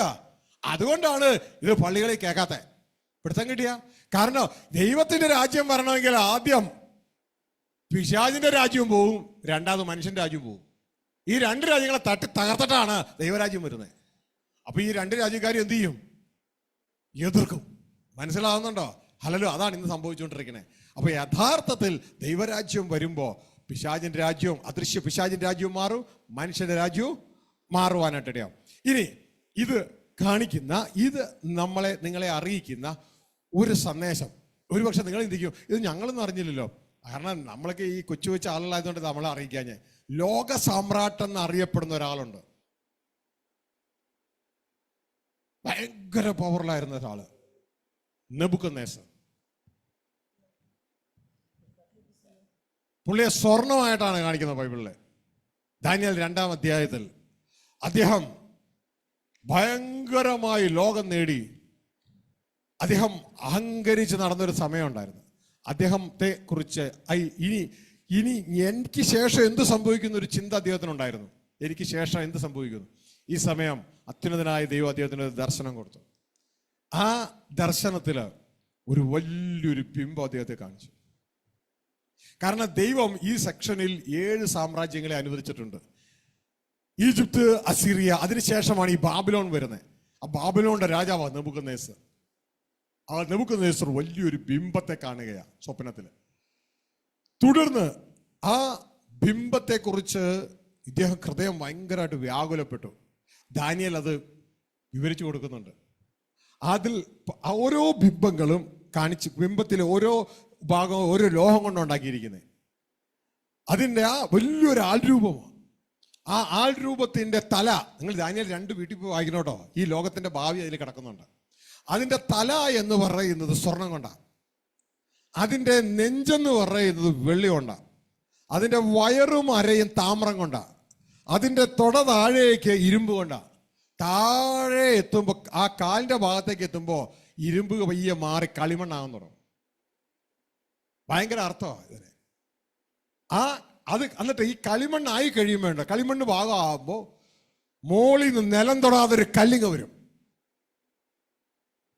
അതാണ് ക്രിസ്തുവിലൂടെ കടന്നു വരുന്ന ദൈവരാജ്യം. ഒരു കല്ല് മോളിൽ നിന്ന് വന്നിട്ട് ഈ ബിംബത്തിന്റെ പാദത്തിലേക്ക് ഇടിക്കും. ബിംബം തകർന്നു പോകും. ഒരു കാറ്റ് വന്നിട്ട് ഈ തകർന്ന പൊടി പോലും അവിടെ എടുത്തു കളഞ്ഞിട്ട് അവിടെ അങ്ങനെ ഒരു സംഭവമേ ഇല്ലാതെയാവും. എന്നിട്ട് ഈ കല്ല്, ആദ്യം കല്ല്, രണ്ടാമത് കല്ല് വളർന്ന ഒരു പർവ്വതം, മൂന്നാമത് പർവ്വതം വളർന്ന് സർവ്വഭൂമിയിൽ നിറയും. ഈ കല്ലാണ് ദൈവരാജ്യം. അതിന് 3 സ്റ്റേജായിട്ട് വളരും. ആദ്യം കല്ലായിരിക്കും, 2 കല്ല് വളർന്ന ഒരു പർവ്വതമാകും, വീണ്ടും പർവ്വതം വളർന്ന് സർവ്വഭൂമിയിൽ നിറയും. ദൈവത്തിന്റെ കൂടാരം മനുഷ്യരോട് കൂടെയാകും. ഇനി ഇതിന്റെ ചരിത്ര പശ്ചാത്തലം ഞാൻ നിങ്ങളോട് പറയാം. അവിടെ പറഞ്ഞു കൊടുക്കുകയാണ്, സ്വർണം കൊണ്ടുള്ള തല അത് നെബൂഖദ്നേസറിന്റെ രാജ്യമാണ്. സ്വർണം വിലയേറിയതാണ്, ശക്തമായ ഭരണമാണ്, ഭയങ്കര വാല്യുബിൾ ആയിട്ടുള്ള ഭരണമാണ്. അത് കഴിഞ്ഞാൽ നെബൂഖദ്നേസറിന്റെ ഭരണത്തിന് ശേഷം വെള്ളി അതിനേക്കാളും കുറഞ്ഞതാ. മേദ്യ പാർശ്യ രാജ്യങ്ങൾ, കോരശൊക്കെ വാണ്, സൈറസൊക്കെ വാണ രാജ്യം വരും. ഇതൊക്കെ ചരിത്രമാണേ, നിങ്ങൾക്ക് വായിച്ചു നോക്കാം. സൈറസ് എല്ലാം വാണ രാജ്യം വരും. തുടർന്ന് അതും പോയതിനു ശേഷം തകർന്നിട്ട് ഗ്രീക്ക് അലക്സാണ്ടർ, മഹാനായ അലക്സാണ്ടറുടെ ഗ്രീക്ക് സാമ്രാജ്യം, ഗ്രീസ് കയറി അതിന് ഭരണം ഏറ്റെടുക്കും. അതിനുശേഷം അടുത്ത വരാൻ പോണ റോമ ഭരണമാണ്. ഇരുമ്പ് എല്ലാ ലോഹങ്ങളാ, എല്ലാം കിങ്ഡങ്ങളാ കേട്ടോ, കിങ്ഡങ്ങളാ. അതായത് ദൈവരാജ്യ കിങ്ഡമാ, പവർഫുള്ളാ. ഇതേപോലെ പവറായിട്ട് കാണിക്കണം, എല്ലാ ലോഹങ്ങളാ താഴേക്ക് വരും. ഇതാണ് യേശുക്രിസ്തുവിന്റെ ഭരണസമയം. റോമ ഗവൺമെന്റ് വന്നുകൊണ്ടിരുന്നത്, കൈസറുടെ ഭരണം. ഇനി അതിനുശേഷം താഴേക്ക് വരുമ്പോൾ സംഭവിക്കുന്നത് പറയണമെങ്കിൽ ലോഹം മാറും. ലോഹം മാറിയിട്ട് കളിമണ്ണാകാൻ തുടങ്ങും, ബലഹീനമാകാൻ തുടങ്ങും, ഭരണം ബലഹീനമാകാൻ തുടങ്ങും. അതാണ് നമ്മൾ കാണുന്നത്. നമ്മുടെ ചുറ്റും നോക്കിയേ, കിങ്ഡങ്ങൾ മാറി ജനാധിപത്യത്തിലേക്ക് കയറുകയാണ്. കിങ്ഡങ്ങൾ മാറി ജനാധിപത്യത്തിലേക്ക് കയറുന്നു. നിങ്ങൾക്കറിയാമല്ലോ, നമ്മളായിരിക്കുന്ന കേരളം തന്നെ നേരെ കിങ്ഡമാ. കൊച്ചി മഹാരാജാവിന്റെ കീഴിലായിരുന്നു, ഇല്ലേ? തിരുവിതാംകൂർ ഭരണ രാജാവിന്റെ കീഴിലായിരുന്നു. മറ്റേത് കോഴിക്കോട് സാമൂതിരിയുടെ കീഴിലായിരുന്നു. അങ്ങനെ ഏകദേശം 572 പ്രിൻസിലി സ്റ്റേറ്റുകളായിരുന്നു ഇവിടെ വന്നുകൊണ്ടിരുന്നത്. എന്നാൽ അതെല്ലാം മാറിയിട്ട് ഇപ്പൊ എങ്ങോട്ടേക്ക് മാറി? ജനാധിപത്യത്തിലേക്ക് മാറി. മനസ്സിലാവുന്നുണ്ടോ? ഇനി നമ്മുടെ ചുറ്റുമുള്ള രാജ്യങ്ങൾ നോക്കിയേ, ആ രാജ്യങ്ങൾ, നേപ്പാൾ നോക്കിയേ, നേപ്പാൾ കിങ്ഡം ആയിരുന്നു, ഇപ്പൊ എങ്കിലേക്ക് മാറി? ജനാധിപത്യത്തിലേക്ക് മാറി. ചുറ്റും ഉള്ള രാജ്യങ്ങളെയൊക്കെ നോക്കിക്കോ, പലയിടങ്ങളില് ഭരണാധികാരിമാരെ അട്ടിമറിച്ചിട്ട് ജനങ്ങൾ ഭരണം കയ്യിലെടുക്കുകയാണ്. എല്ലാം ആ ഒരു രീതിയിലേക്ക് സംഭവം മാറി വീഴുകയാണ്. അതായത് അവസാനം, ഈ യുഗത്തിന്റെ അവസാനം, ഇതാ മെറ്റല് മാറി കളിമണ്ണിലേക്ക് ഭൂമിയുടെ ഭരണം മാറുന്ന സമയത്താണ് ദൈവം ഭൂമിയുടെ ഭരണം ഏറ്റെടുക്കുന്നത്, അതിന്റെ പൂർണ്ണതയിലേക്ക് പോരുന്നത്. ഇതാ കർത്താവ് യേശു പറഞ്ഞത്, ദൈവരാജ്യ സമീപിച്ചിരിക്കുന്നു, ദൈവം ഭൂമിയുടെ ഭരണം ഏറ്റെടുക്കുവാൻ പോകുന്നു, അതുകൊണ്ട് നിങ്ങൾ മാനസാന്തരപ്പെടുക. മനസ്സിലാവുന്നുണ്ടോ? എന്നിട്ട് എന്ത് ചെയ്യണം? ഈ ഫാമിലിയിൽ കയറിക്കൊള്ളണം. ഏത് ഫാമിലിയിൽ? ദൈവത്തിന്റെ ഫാമിലിയിൽ. ആരായിട്ട് കയറണം? ദൈവത്തിന്റെ മകനായിട്ട് കയറണം. അങ്ങനെയെങ്കിൽ ഭരണം നിനക്ക് തരാൻ നിന്റെ അപ്പം പ്രസാദിച്ചു. ഇതാണ് സന്ദേശം, അല്ലാണ്ട് ആരാധനയല്ല. ആരാധന, എല്ലാ സൃഷ്ടികളും ദൈവത്തെ ആരാധിക്കണം. പിടുത്തം കിട്ടിയോ? ഇതാണ് ലൂക്കോസ് 12:32 പറയുന്നത്, ദൈവരാജ്യം സമീപിച്ചു, അതുകൊണ്ട് നീ മാനസാന്തരപ്പെട്ടാൽ ഭരണം നിന്റെ കയ്യിൽ തരാൻ. ഏത് ഭരണം? ഭൂമിയുടെ ഭരണം നിന്റെ കയ്യിൽ തരാൻ. മനസ്സിലായോ? ഇന്ന് മോനെ നീ ഒരു അഡ്വക്കേറ്റ് ആയിരിക്കുക, ഒരു ഡോക്ടർ ആയിരിക്കുക, ഒരു എഞ്ചിനീയർ ആയിരിക്കുക, ഒരു കൃഷിക്കാരനായിരിക്കുക, ഒരു ഓട്ടോ ഓടിക്കുന്ന വ്യക്തി ആയിരിക്കുക, ആരും ആയിക്കോട്ടെ, അടുത്ത ഭൂമിയുടെ രാജാവെന്ന ഓഫറാ നിനക്ക് വന്നേക്കണം. വായിക്കേ. ചെറിയാട്ടിൻ കൂട്ടമേ, ഭയപ്പെടരുത്, നിങ്ങളുടെ പിതാവ് രാജ്യത്വം നിങ്ങൾക്ക് നൽകുവാൻ പ്രസാദിച്ചിരിക്കുന്നു. സന്തോഷമുണ്ടോ? ഓഫറുണ്ടോ?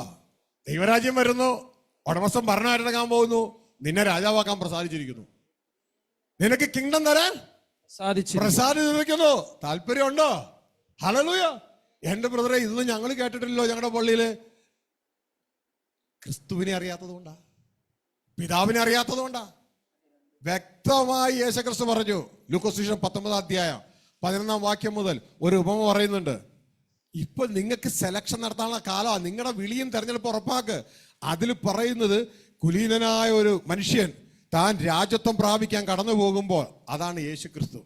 കടന്നു പോകുമ്പോൾ ഇതാ 10 താലന്തെടുത്ത് തൻ്റെ 10 സിറ്റിസൺസിന് കൊടുക്കുകയാണ്, ഒരാൾക്ക് വന്നു വെച്ച്. എന്നിട്ട് പറയാണ്, ഞാൻ പോയിട്ട് വരാം, ഞാൻ പോകുന്ന രാജ്യത്വം പ്രാപിക്കാനാ, പോയിട്ട് കൊണ്ട് വരും. യേശു പോയി ഇവിടുന്ന് രാജ്യത്വം പ്രാപിക്കാൻ തിരിച്ചു വരും. വരുമ്പോ താൻ എന്ത് സമ്പാദിച്ചു എന്നറിയാൻ ഇവരെ വിളിച്ചു കൂട്ടും. അപ്പൊ ഇവരെ വിളിച്ചു കൂട്ടിയപ്പോ ഇവര് 10 പേരില് ഒരാള് പറഞ്ഞു. ഇപ്പൊ എന്തിനത് പറയണെന്നറിയാമോ?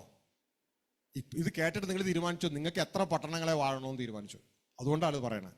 മനസ്സിലായോ? തൃശ്ശൂർ വേണ്ടവർ ഇപ്പോഴേ ബുക്ക് ചെയ്തു. അല്ല, കേരളം മുഴുവൻ വേണമെങ്കിൽ ഇപ്പൊ ബുക്ക് ചെയ്തു. ഞാനിപ്പോ ഇത് പറയുമ്പോ നിങ്ങൾ അത് തമാശയായിട്ട് എടുക്കരുത്.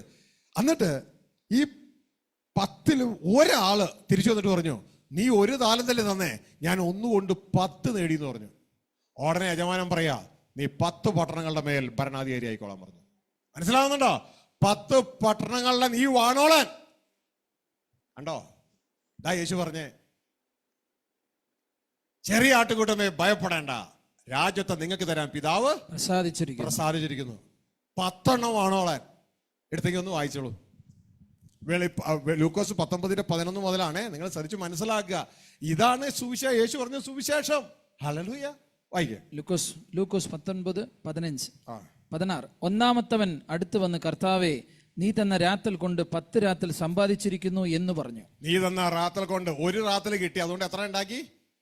10 റാത്തൽ സമ്പാദിച്ചു എന്ന് പറഞ്ഞു. അവൻ അവനോട്, നന്ന് നല്ല ദാസനെ, നീ അത്യല്പത്തിൽ വിശ്വസ്തനായത് കൊണ്ട് 10 പട്ടണത്തിന് അധികാരമുള്ളവനായിരിക്കുക എന്ന് കൽപ്പിച്ചു. 10 പട്ടണത്തിന് അധികാരമുള്ളതായിരിക്കും. മനസ്സിലാവുന്നുണ്ടോ? 10 പട്ടണങ്ങളുടെ മേൽ ഭരണാധികാരികളെ, 10 പട്ടണങ്ങളുടെ മേൽ. നിങ്ങൾക്ക് എത്ര വേണം പറ? അല്ല, പറഞ്ഞതിന് തെറ്റൊന്നുമില്ലെന്നേ. പറഞ്ഞിട്ട് ചുമ്മാ ഇങ്ങനെ കുത്തിയിരിക്കാതിരുന്നാ മതി. നമ്മളുടെ വിഷയം നമ്മൾ ഇരുന്ന് ഫലം കായ്ക്കുന്നവരല്ലേ അല്ലേ? കർത്താവ് പറഞ്ഞ എന്താ? പോയി ഫലം കായ്ക്കാനല്ലേ? നമ്മൾ ഇരുന്ന് ഫലം കായ്ക്കുക അല്ലേ? ഇരുന്ന് ഫലം കായ്ക്കുന്നത് മാറ്റിയിട്ട് പോയി ഫലം കായ്ക്കണം. കേട്ടോ, ഇത് നിങ്ങളുടെ അടുക്കലേക്ക് വന്നേക്കണുണ്ടോ? ഒരു ടീം വന്നേക്കണുണ്ടോ? അത് പോയി ഫലം കായ്ക്കുക. മനസ്സിലാവുന്നുണ്ടോ? പോയി ഫലം കായ്ക്കുക. ഇതൊന്നുമില്ലയോ ബ്രദറെ, ഞങ്ങൾക്ക് ഒരു അവസരവും ഇല്ല, ഞങ്ങളുടെ പാസ്റ്റർ ആണെങ്കിൽ ഒന്ന് പ്രസംഗിക്കാൻ പോലും, സാക്ഷ്യം പോലും പറയാൻ അവസരം തരത്തില്ല. ഒരു കുഴപ്പമില്ല മക്കളെ. ഇപ്പൊ ഇത് വിളിച്ചുള്ള സമയമാണ്. നിങ്ങൾ എന്തെന്ന് അറിയാമോ? തെരുവിലേക്ക് ഇറങ്ങണം, ഒരു മയക്കും കൊണ്ട് ഇറങ്ങണം. എന്നിട്ട് കൂടെ ഒരു സഹോദരിയോ ഒരു സഹോദരനോട് വിളിക്കണം. നിങ്ങൾക്ക് അറിയത്തില്ലെങ്കിൽ നമ്മുടെ സഹോദരങ്ങൾ പോകുന്നുണ്ട് ഇവിടെ പരസ്യമായിട്ട് വിളിച്ചു പറഞ്ഞണം. അതിന്റെ പേരാണ് പരസ്യയോഗം. മനസ്സിലായോ? പരസ്യയോഗം. ഇപ്പൊ ഞങ്ങൾക്ക് എല്ലാ ഞായറാഴ്ച എല്ലാ സാറ്റർഡേ ഉണ്ട് പരസ്യയോഗം. പറ്റെങ്കിൽ ഒരു ടീം അല്ലെങ്കിൽ 2 ടീമായിട്ട് ഞങ്ങൾ സ്പ്ലിറ്റ് ചെയ്ത് പോകും. കാരണം ഈ അവസരം കിട്ടിയില്ലെന്ന് ആരും പറയരുത്. മനസ്സിലായോ? അവസരം കിട്ടിയിട്ട് നിഷേധിക്കുന്നവരാകുന്നവരുണ്ട്. അവസരം കിട്ടിയില്ല എന്ന് പറയരുത്. ഇറങ്ങി തിരിച്ചോളണം. ഇപ്പോഴാണ് ഇതിനുള്ള സമയം. അതുകൊണ്ടാണ് 1 താലന്തുള്ള ഒട്ടും സമയം നഷ്ടപ്പെടുത്തിയില്ല. അവൻ ഒന്നുകൊണ്ട് പ്രവർത്തിച്ചു, അവൻ 10 നേടി. അവനോട് പറഞ്ഞു, നീ 10 പട്ടണങ്ങളെ ഭരണാധികാരിയാകാൻ നമ്മുടെ വിളിയും അതിലേക്കുള്ള തെരഞ്ഞെടുപ്പ് ഉറപ്പിച്ചോളണം. മനസ്സിലായോ? നമ്മളെ വിളിച്ചിരിക്കുകയാണ് ദൈവത്തിന്റെ മക്കളായ ഭൂമിയുടെ നിത്യരാജാക്കന്മാരായി. ഹല്ലേലൂയ. ദൈവത്തിന്റെ കുടുംബമായി. അത് ഉറപ്പിച്ചോളണം. ഹല്ലേലൂയ. ഇനി നിങ്ങൾക്ക് ഇപ്പോൾ പറയുകയാണ്, നിങ്ങൾക്ക് അത്രയൊന്നും സമയമില്ല ബ്രദറെ, ഞങ്ങൾക്ക് വീട്ടിൽ ഭർത്താവുണ്ട്, ഭാര്യയുണ്ട്, മക്കളുണ്ട്, ഭയങ്കര ഉത്തരവാദിത്തങ്ങളുണ്ട്, ജോലിയുണ്ട്. കുഴപ്പമില്ല. ദൈവത്തിന്റെ വചനം പറയുന്നൊരു കാര്യമുണ്ട്. നേരത്തെ തന്നെ അത് പറഞ്ഞിട്ടുണ്ട്. ഭർത്താവുള്ളവൾ തൻ്റെ ഭർത്താവിനെ എങ്ങനെ പ്രസാദിപ്പിക്കണമെന്ന് വെച്ച് ഭർത്താവിനുള്ളത് ചിന്തിക്കുന്നു. ഭാര്യയുള്ളവൻ തൻ്റെ ഭാര്യയെ എങ്ങനെ പ്രസാദിപ്പിക്കണമെന്ന് വെച്ച് ഭാര്യയ്ക്കുള്ളത് ചിന്തിക്കുന്നു. പിന്നെ വിവാഹം കഴിച്ചാൽ അവർക്ക് ജഡത്തിൽ കഷ്ടതയുണ്ടാകും. പിന്നെ നിങ്ങളൊക്കെ എന്നെ പോലെ ആയിരുന്നാൽ നല്ലതെന്ന് പൗലോസ് വ്യക്തമായിട്ട് പറഞ്ഞു. അങ്ങനെയുള്ള എന്നെ പോലെയുള്ളവർക്ക് കർത്താവിനെ എങ്ങനെ പ്രസാദിപ്പിക്കണമെന്ന് വെച്ച് കർത്താവിനുള്ളത് ചിന്തിക്കാൻ പറ്റും. അപ്പോൾ അങ്ങനെയുള്ളവൻ 10 പട്ടണങ്ങളൊക്കെ കിട്ടും. അല്ലാത്തവർക്ക് സമയമില്ലാത്തതുകൊണ്ട് കുറച്ച് സമയം ഭാര്യയ്ക്കും ഭർത്താവിനും അവർക്കൊക്കെ കൊടുത്തപ്പോൾ കുറച്ച് സമയം കിട്ടിയുള്ളൂ. എങ്കിലും ആത്മാർത്ഥതയുണ്ടായി. പുള്ളിക്കാരൻ പ്രവർത്തിച്ചു. പുള്ളിക്കാരന് 10 കിട്ടിയില്ല, 5 കിട്ടിയുള്ളൂ. ആ 5 കൊണ്ട് പുള്ളി വന്നപ്പോ പുള്ളിക്ക് 10 കിട്ടിയില്ല കേട്ടോ. എത്ര കിട്ടിയെന്ന് നോക്കാം. വായിച്ചേ. 18-ാം വചനം. രണ്ടാമത്തവൻ വന്ന്, കർത്താവേ, നീ തന്ന രാത്തൽ കൊണ്ട് 5 രാത്തൽ സമ്പാദിച്ചിരിക്കുന്നു എന്ന് പറഞ്ഞു. നീ തന്ന റാത്തൽ കൊണ്ട് ഞാൻ 5 റാത്തൽ സമ്പാദിച്ചു എന്ന് പറഞ്ഞപ്പോ എന്നാ പറഞ്ഞേ? നീയും 5 പട്ടണത്തിന് മേൽ വിചാരകനായിരിക്കുക എന്ന് അവൻ അവനോട്. നീയും 5 പട്ടണത്തിന് മേൽ വിചാരകനായിരിക്കുക എന്ന് പറഞ്ഞു. അപ്പൊ ശ്രദ്ധിച്ചേ എന്റെ പൊന്നു മക്കളെ. അപ്പൊ എത്രത്തോളം നമ്മൾ ഗെയിൻ ചെയ്തോ അത്രത്തോളമേ നമ്മുടെ നിത്യഭാവിയിൽ നമുക്ക് കിട്ടത്തുള്ളൂ. മനസ്സിലായോ? ഇവിടെ മക്കളോട് ഡോക്ടർ ആകണം, എഞ്ചിനീയർ ആകണം, വക്കീലാകണം, പൈലറ്റ് ആകണം എന്നൊക്കെ പറയുന്ന മാതാപിതാക്കന്മാരൊന്ന് ശ്രദ്ധിച്ചേ. നിങ്ങൾ പറഞ്ഞ നല്ല കാര്യമാണ്. പക്ഷെ നിങ്ങൾ ഒരുക്കുന്ന ഭാവി ഏതാ? താൽക്കാലിക ഭാവിയല്ലേ? അപ്പൊ നിങ്ങൾ നല്ല മാതാപിതാക്കന്മാരാണെങ്കിൽ അവർക്ക് എന്തൊരുക്കി കൊടുത്തേനെ? നിത്യമായ ഭാവി കൊടുത്തേനെ അല്ലേ? ഇതിനേക്കാളൊക്കെ എത്രയോ ശ്രേഷ്ഠമാ ദൈവത്തിന്റെ മകനായ രാജാക്കന്മാരായി മാറുന്നത്. ശരിയല്ലേ? ഹല്ലേലൂയ. അപ്പോ അതിന് നമ്മളും അതനുസരിച്ച് ആദ്യം ജീവിക്കണം. തുടർന്ന് നമ്മുടെ ജീവിതം ഇവരുടെ മുമ്പിൽ ഒരു സന്ദേശമായി തീരണം. അവർക്ക് വേണ്ടി പ്രാർത്ഥിക്കണം. ചെറുപ്പം മുതലേ അവർ ഇതേ ലൈനില് വളർത്തിയെടുക്കണം. ഇനി പറ്റിയില്ലയോ, ഈ സന്ദേശം അവരെ ഏതെങ്കിലും രീതിയിൽ കേൾപ്പിക്കാൻ തക്കവണ്ണം ദൈവമേ അങ്ങ് സാഹചര്യം ഒരുക്കി തരണമേ എന്ന് പ്രാർത്ഥിക്കുകയും പ്രവർത്തിക്കുകയും ചെയ്യുമ്പോൾ ഒരു നാൾ അത് സാധിക്കും. ഒരു നാൾ ദൈവം അത് സാധിപ്പിച്ച് തരും. മനസ്സിലാകുന്നുണ്ടോ? ഹല്ലേലൂയ. പിന്നെ ഇത് ഉപയോഗിക്കാത്ത ധാരാളം പേരുണ്ട് അവിടെ. ചിലരിതുകൊണ്ട് കുഴിച്ചിട്ടു, പ്രവർത്തിച്ചില്ല, അവർക്ക് ശിക്ഷയാ. മനസ്സിലാകുന്നുണ്ടോ? അടുത്തവൻ വന്ന് എന്താ വായിച്ചു? മറ്റൊരുവൻ വന്ന്, കർത്താവേ, ഇതാ നിന്റെ രാത്തൽ, ഞാൻ ഇത് ഒരു ഉരുമാലിൽ കെട്ടിവെച്ചിരുന്നു. ഞാനിത് ഒരു ഉരുമാലിൽ കെട്ടിവെച്ചിരുന്നു. നീ വയ്ക്കാത്തത് എടുക്കുകയും വിതയ്ക്കാത്തത് കൊയ്യുകയും ചെയ്യുന്ന കഠിന മനുഷ്യനാകൊണ്ട്. ആ ദൈവത്തെ കുറിച്ച് നല്ല അഭിപ്രായം ഇല്ല, അതാണ് വിഷയം. മനസ്സിലായോ? ദൈവത്തെ കുറിച്ച് നല്ല അഭിപ്രായം ഇല്ലാത്ത കുറെ കൂട്ടരുണ്ട്. കാരണം ദൈവത്തോട് മുഷിഞ്ഞു, എന്നാലും ദൈവം ഇങ്ങനെയൊക്കെ ചെയ്തല്ലോ ദുഷ്ടൻ എന്തൊക്കെ ഹൃദയത്തിൽ പറയുന്ന കുറെ പേരുണ്ട്. അവര് അനങ്ങൂല. മനസ്സിലായോ? അവര് കാംചോറായിട്ടിരിക്കുക. കാംചോർ അങ്ങനെ ഒരു ഗ്രൂപ്പുണ്ട്. അത് പറയും, അതായത് മുതലാളി കാണുമ്പോൾ ഭയങ്കര പണി ചെയ്യണ പോലെ കാണിക്കും, അതിന് പണിയത്തില്ല. കാംചോർന്ന് അവരെ കുറിച്ച് പറയുന്നത്. അപ്പോ ഇങ്ങനെ ഇരിക്കുക. ഇവിടുത്തെ അഭിപ്രായം എന്ന് പറയുന്നത് യജമാനെ കുറിച്ച് ഒരേ അഭിപ്രായം ഇല്ല, അതുകൊണ്ട് പണിതില്ല, എല്ലാം താൻ പൂഴ്ത്തി വെച്ചു. എന്ത് സംഭവിച്ചെന്നറിയാമോ? അവന് പേരിട്ടു മടിയനും. താഴേക്ക് വായിച്ചോ. അവൻ 22. അവൻ അവനോട്, ദുഷ്ടദാസനെ, നിന്റെ വായിൽ നിന്ന് തന്നെ ഞാൻ നിന്നെ ന്യായം വിധിക്കും. ഞാൻ വയ്ക്കാത്തത് എടുക്കുകയും വിതയ്ക്കാത്തത് കൊയ്യുകയും ചെയ്യുന്ന കഠിന മനുഷ്യൻ എന്ന് നീ അറിഞ്ഞുവല്ലോ. ഞാൻ വന്ന് എന്റെ ദ്രവ്യം പലിശയോട് കൂടെ വാങ്ങിക്കൊള്ളേണ്ടതിന് അത് നാണ്യപീഠത്തിൽ ഏൽപ്പിക്കാത്തത് എന്ത്? പിന്നെ അവൻ അരികെ നിൽക്കുന്നവരോട്, ആ രാത്തൽ അവന്റെ പക്കൽ നിന്ന് എടുത്ത് 10 രാത്തൽ ഉള്ളവന് കൊടുപ്പിനെന്ന് പറഞ്ഞു. കർത്താവേ, അവന് 10 രാത്തൽ ഉണ്ടല്ലോ എന്ന് അവർ പറഞ്ഞു. ഉള്ളവന് ഏവനും കൊടുക്കും, ഇല്ലാത്തവനോട് ഉള്ളതും കൂടെ എടുത്തു കളയുമെന്ന് ഞാൻ നിങ്ങളോട് പറയും. ഇതൊരു സിസ്റ്റം കേട്ടോ. ഇപ്പൊ മൊത്തം മറ്റേ 10 കിട്ടിയതിന് ഇപ്പൊ എത്ര പട്ടണമായി? അടുത്തോ വീണ്ടും ഒന്നും കൂടിയായി. 10 ഉണ്ടായ 10 ഇപ്പൊ 11ആയി. മനസ്സിലാവുന്നുണ്ടോ? അതായത് ട്രേഡിങ് ഉള്ളവന് വീണ്ടും കൊടുക്കും, ഉള്ളവന് വീണ്ടും കൊടുക്കും. അതായത് പ്രവർത്തനം വേണം. പ്രവർത്തനം ഉണ്ടെങ്കിലേ വീണ്ടും കിട്ടുള്ളൂ. അതായത് യജമാൻ അന്വേഷിക്കുന്ന പ്രോഫിറ്റ്. യജമാൻ ഒരിക്കലും തന്റെ ദ്രവ്യം ചുമ്മാ കിടക്കാൻ ആഗ്രഹിക്കുന്നില്ല. ഇപ്പൊ എത്ര പേരോട് കണക്ക് ചോദിച്ചു? 3 പേര്. ഇനി ബാക്കി എത്ര പേരുണ്ട്?